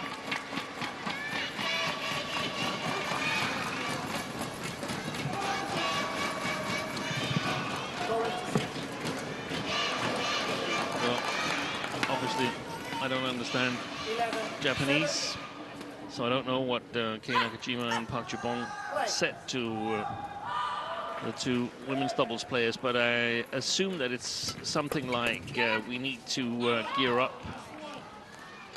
Be careful not to push too hard like they did again here. This time it was Matsumoto. Block it, work hard from the back court, because I can tell you they are not keen on sitting in on a third game. Park Ju-bong and Kei Nakajima and the whole Japanese team who sits behind the court cheering for their compatriots. They want to get home, get rested till the match tomorrow when they're playing France. It's now starting to look imposing, isn't it? 5 points. Yeah, this is a good chance for England to steal a game, at least.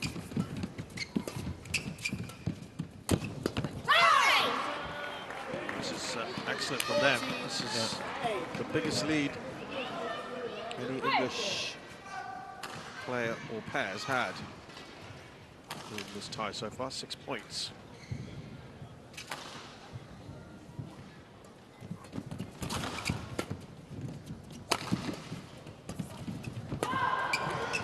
Gonna lift long again. Nope, stayed in. Not many of those have happened today on that end.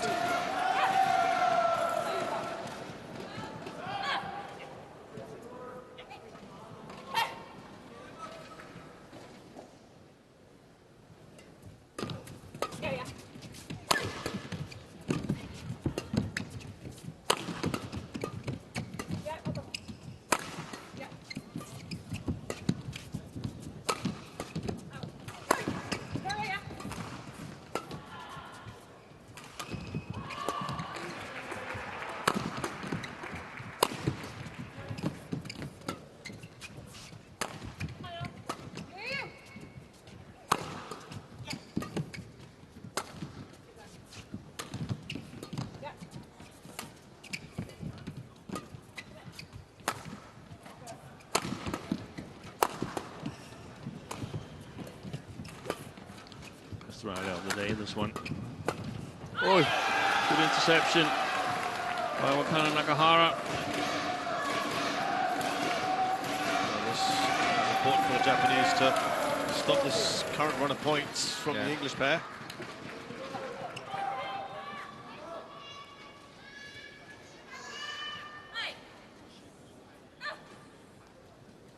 Keeping the English pair on a string.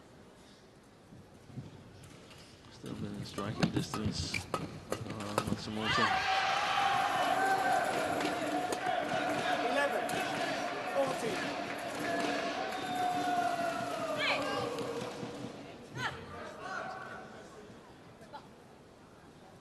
Play.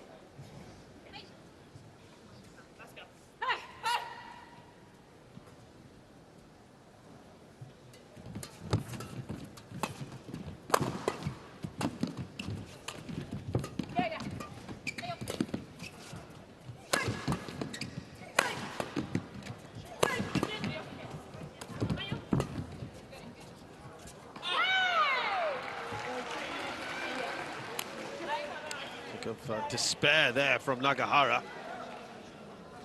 Service over. 15, 11. 4-point lead. Still hope for the Japanese to try and finish this off. 15, 11.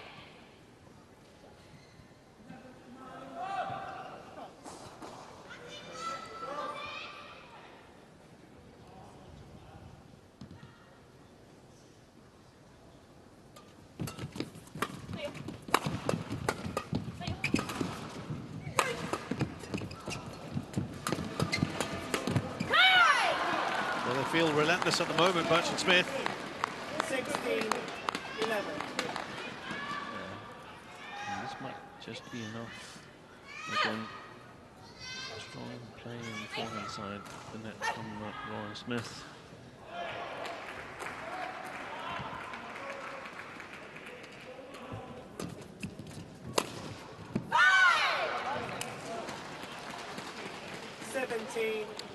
Well, they are really now in an excellent position here. Got to fancy themselves taking this one. Forcing a third.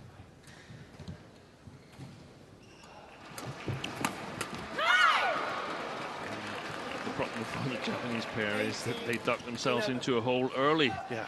And it can be difficult to get out of. It's pretty much all England since the interval. Opponents get confidence.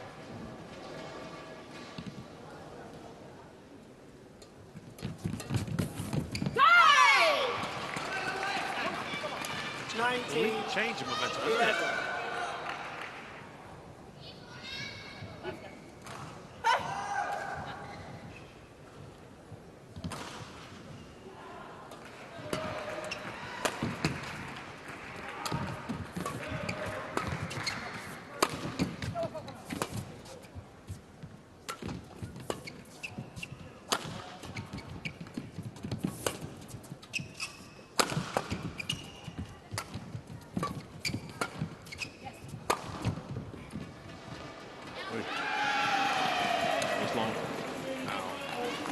Something quite special here. The Japanese duo turn this around. A really impressive run of points if they can.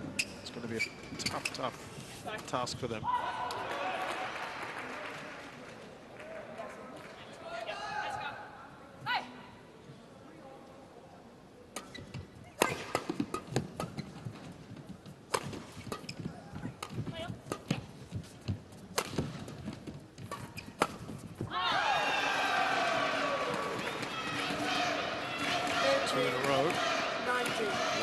Required. For England, it would be super important to get at least this game here, possibly the entire women's doubles match here. That would be a confidence booster for the whole team.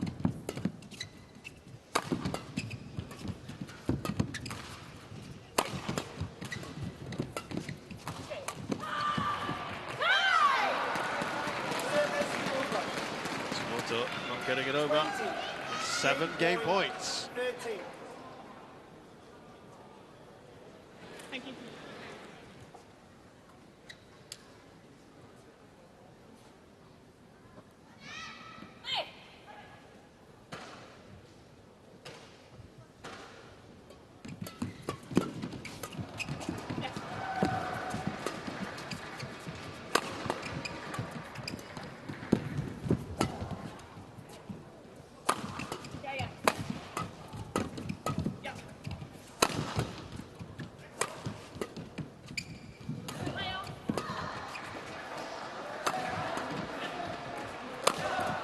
Great work.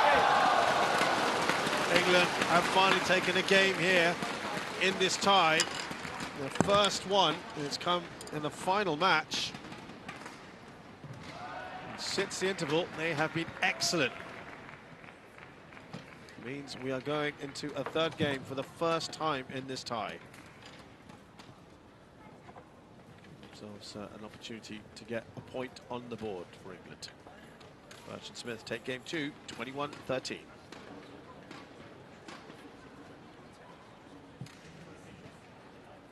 Yeah, right, just that little bit of vision. But discipline from the back is perfect, yeah? The slices, the placement attack, sometimes it's not on, away, yeah? All right? When she's serving, like we're attacking it, but we're like, yeah. But the biggest thing for me, what's the difference, is we're actually removing. So we're actually trying to get initiative all the time. You can see it, we're moving back. Yeah, we're a little bit more proactive than they are, yeah. Okay.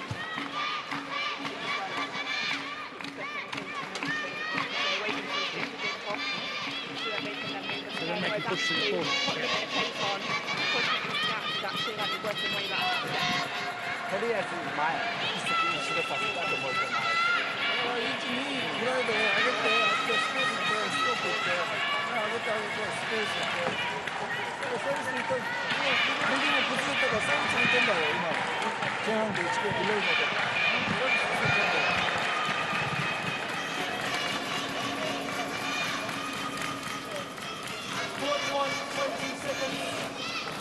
Court 1, 20 seconds.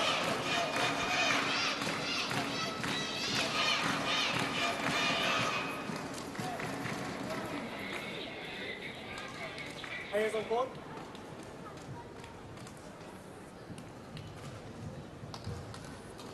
So, new territory for this tie. We're into a third game here with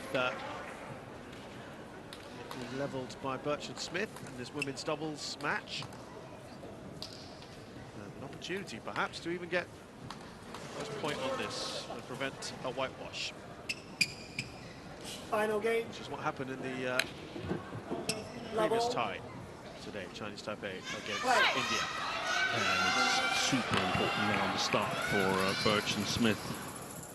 Of course, Nakahara and Matsumoto want to try and regroup, and that's what the English pair got to prevent.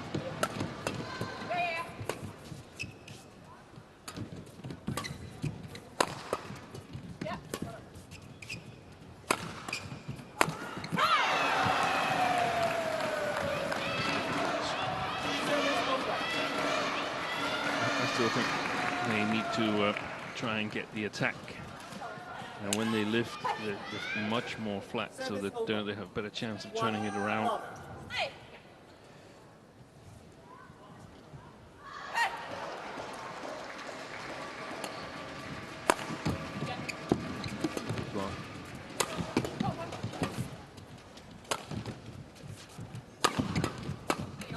Excellent.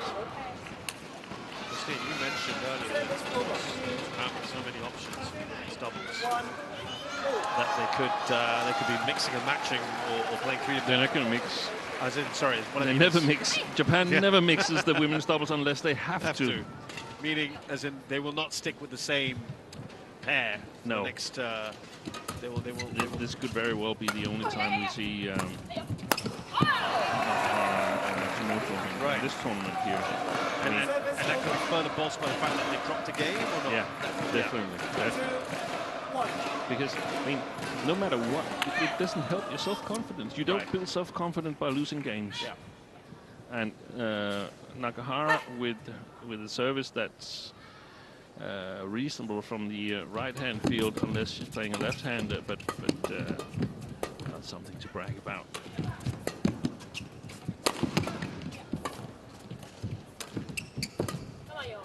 On the other hand, they've just won the bronze at the Badminton Asia Championships, so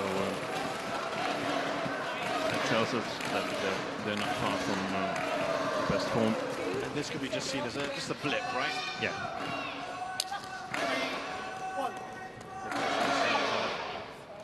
How that goes on in the next few days. What they decide in the women's doubles, Japan.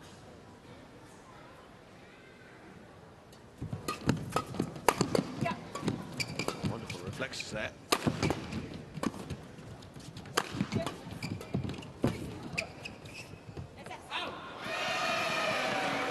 Challenge if I were English.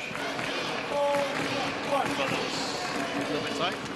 I felt it was tight enough to challenge and definitely break the rhythm and prevent Matsumoto Nakahara going 6-1, 7-1 here.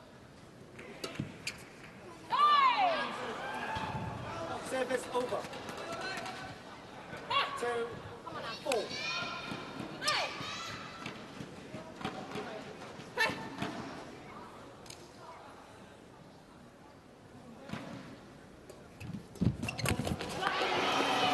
Service over.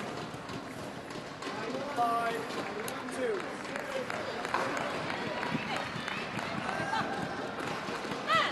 We up here, Japanese pair.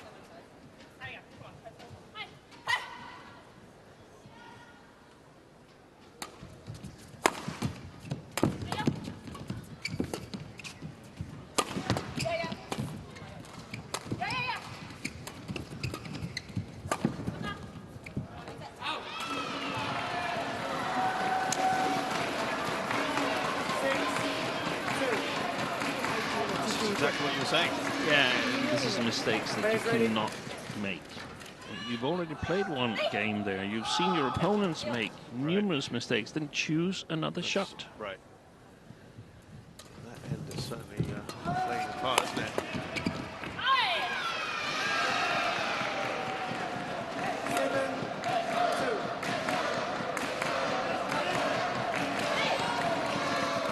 Block it, force the opponents to play a lift, see if they can hit the right length. Give it a shot on the smash and a steep one so it comes back high. Block it, steep smash, that's not the way.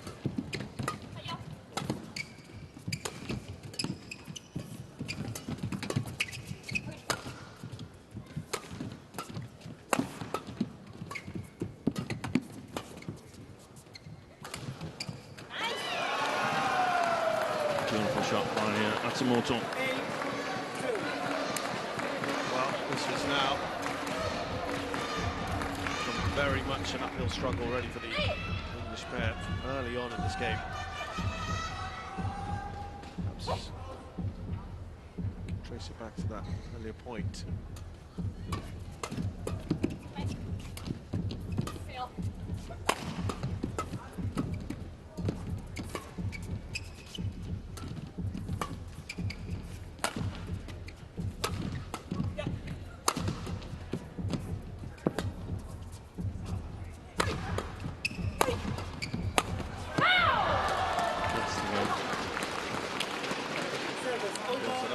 Nicely, Warren Smith. Good steep smash and then all the way across. And big options occur at the net.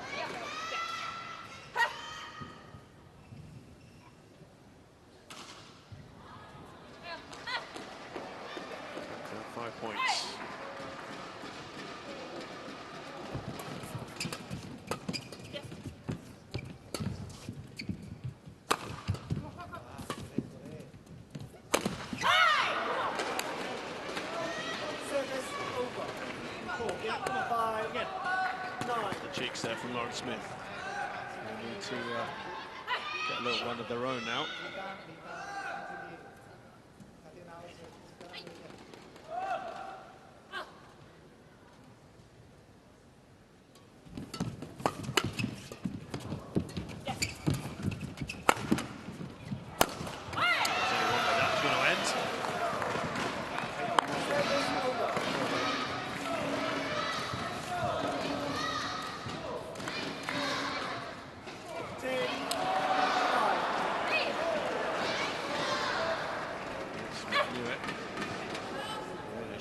Set that up.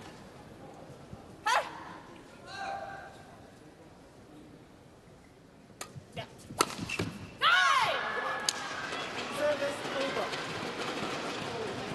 6-10.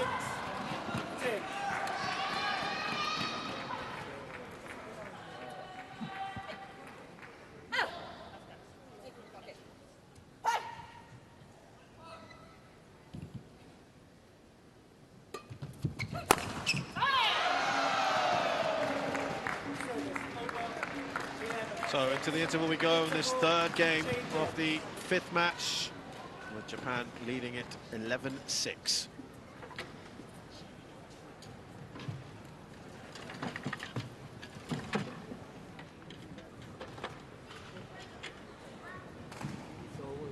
本当の2、3回まで頑張って必ず2までチェンジじゃなく彼女必ず入ってくるから、ね、あと前スペース落としたらもう一回上手にそれちゃんと覚えて、ね、攻め急がない。あと私の感覚遠いから言いたいけど後ろ少しチェックして多分何球か多分アウトして多分ですからね後ろねあとは自分打つ力抜いて but expect it to be whipped quite quickly. Yeah, all right. So this moving off on and off is really important. Court 1, 20 right, invest in the rallies, but when we get the chance, let's go for it. Yeah, all right. So we're really positive in the movements and the shots. Coach, yeah, all right. Okay. Come on, girls. Come on now.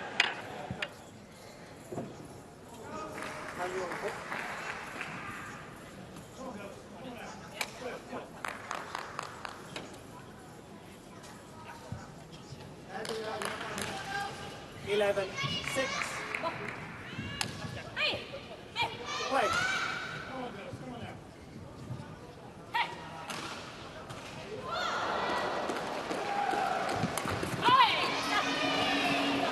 But went after that one. 6. Them again with that 6-point gap. Yeah, but again, going for the quick points, and that's what got them behind in the start of this third game. Service over. 7, 12.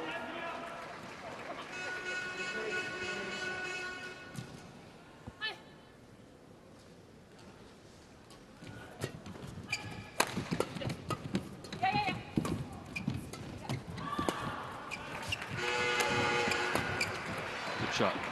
Oh, that's a pity for Ron Smith. Just a little low. Gone long. From that end.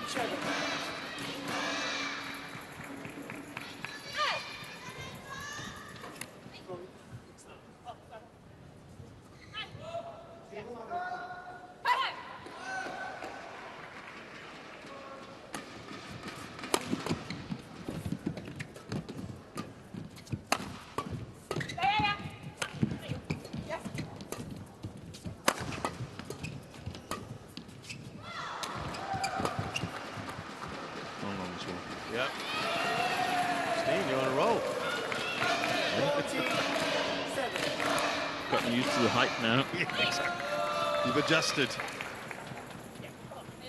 7 points clear now. This is the biggest lead they've had in this last couple of games. Matsumoto Nagahara.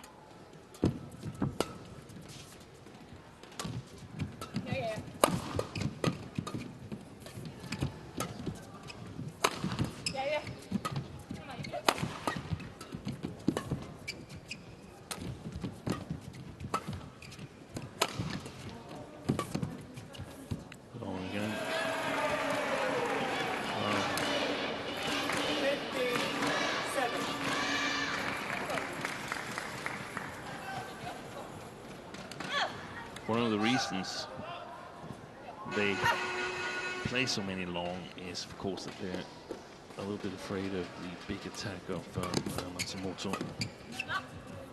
Big smash. It's double. That's well played by the two Japanese. 16. There's an air of inevitability about this. Yeah.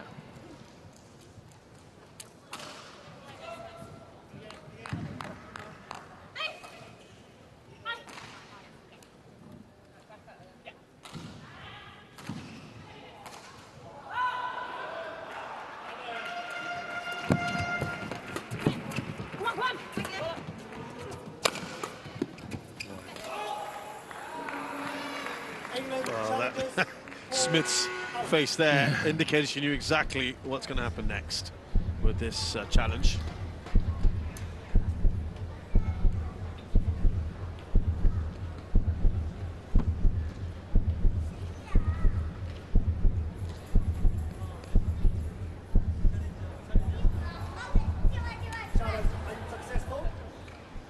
Yeah, I think we all kind of predicted that one. 17, 7. Play.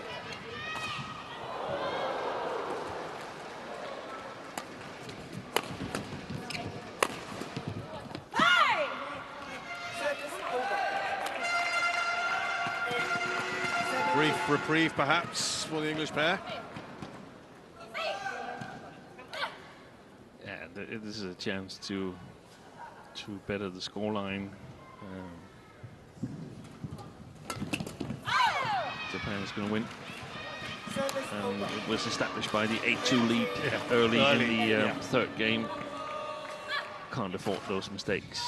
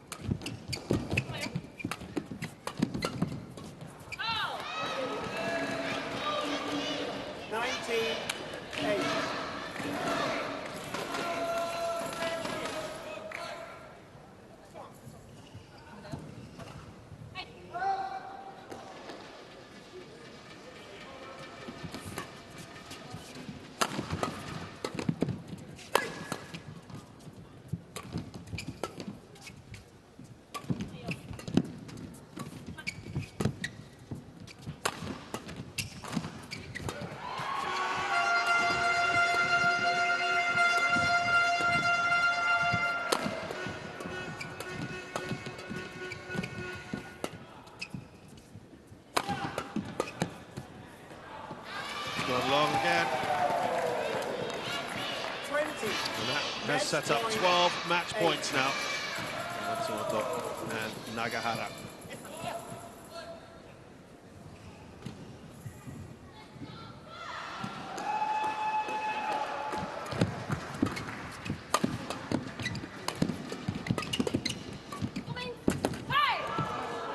Service over.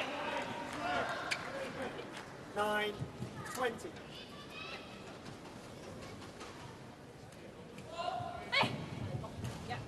The only other time these two countries met in the Sudirman Cup was in 2009, and that year England won that 4-1. It was different times then. Very different, because Japan, since about, well, right after that, around 2010, 2011, have been completely transformed.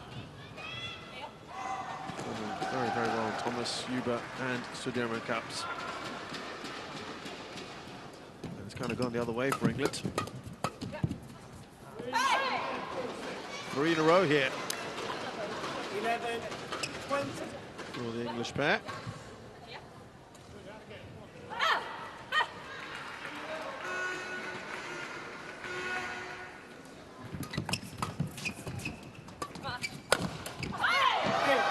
Too much on that one. Matsumoto making no mistake. And that brings us to a close here, with the English pair hoping to have taken a point. It wasn't to be the case. They did take a game, the only game won today by the English. But, Matsumoto and Nagahara just too strong in the end.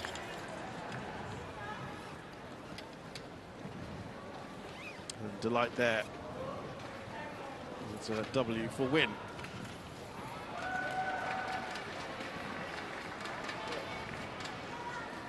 So overall, pretty good from Japan. They replicate the scoreline that they had in the last edition in 2021 in Vanta, where they also beat England by the overall scoreline 5-0.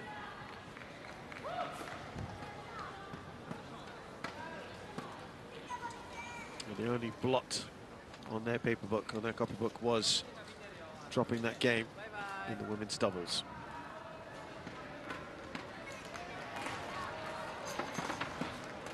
Just to sum things up, Kyo Yamashita and Narushinoya started off things in the mixed doubles, beating Marcus Ellis and Lauren Smith very convincingly in the second game. It was pretty close in the first. Remember, they saved 3 game points, and that was the turning point, wasn't it?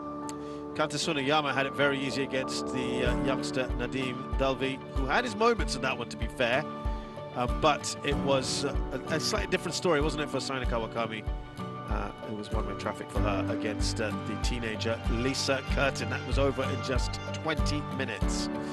Into the men's doubles, we thought that would be the closest one. It turned out that there was some opposition from Ben Lane and Sean Vendy, but Akira Koga and Taichi Saito just too good in the end, winning that one in straight games. And the only match we saw some really firm resistance from Chloe Birch and Lauren Smith, taking a game off Mayu Matsumoto and Wakana Nagahara, but they ended up winning that one 2-1. That one took almost an hour. So we are done here on court 1. Session 2 is complete with Japan beating England by 5 straight matches. It's a great start for them. And they can look forward now to the rest of this tournament. We leave you here with some wonderful sights of Suzhou, and also tomorrow's schedule we start the opening session here on court 1. Indonesia up against Canada. That's another David and Goliath clash, isn't it? And a much tighter one, a much closer affair we feel in the second session when Malaysia are up against India. So thank you very much for joining us. We'll see you again tomorrow, bright and early.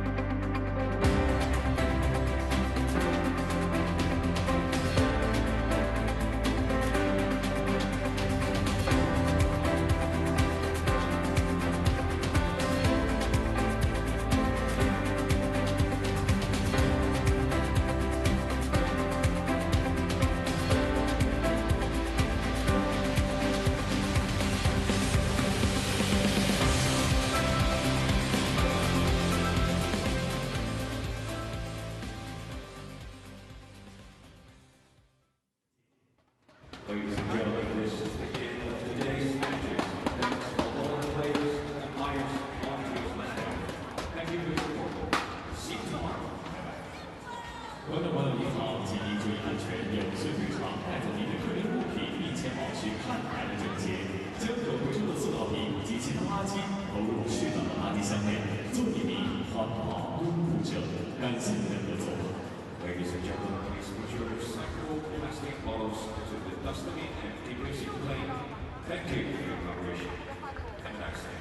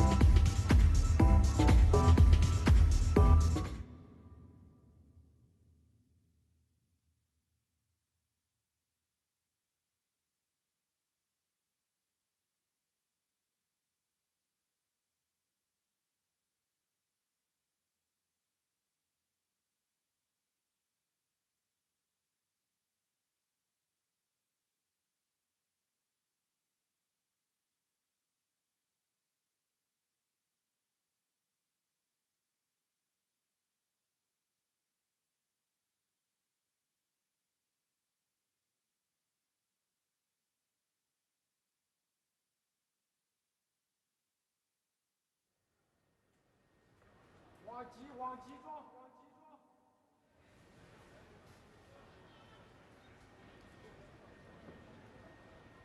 出去到这边，到这边，到这边，环到这边。7点能说了。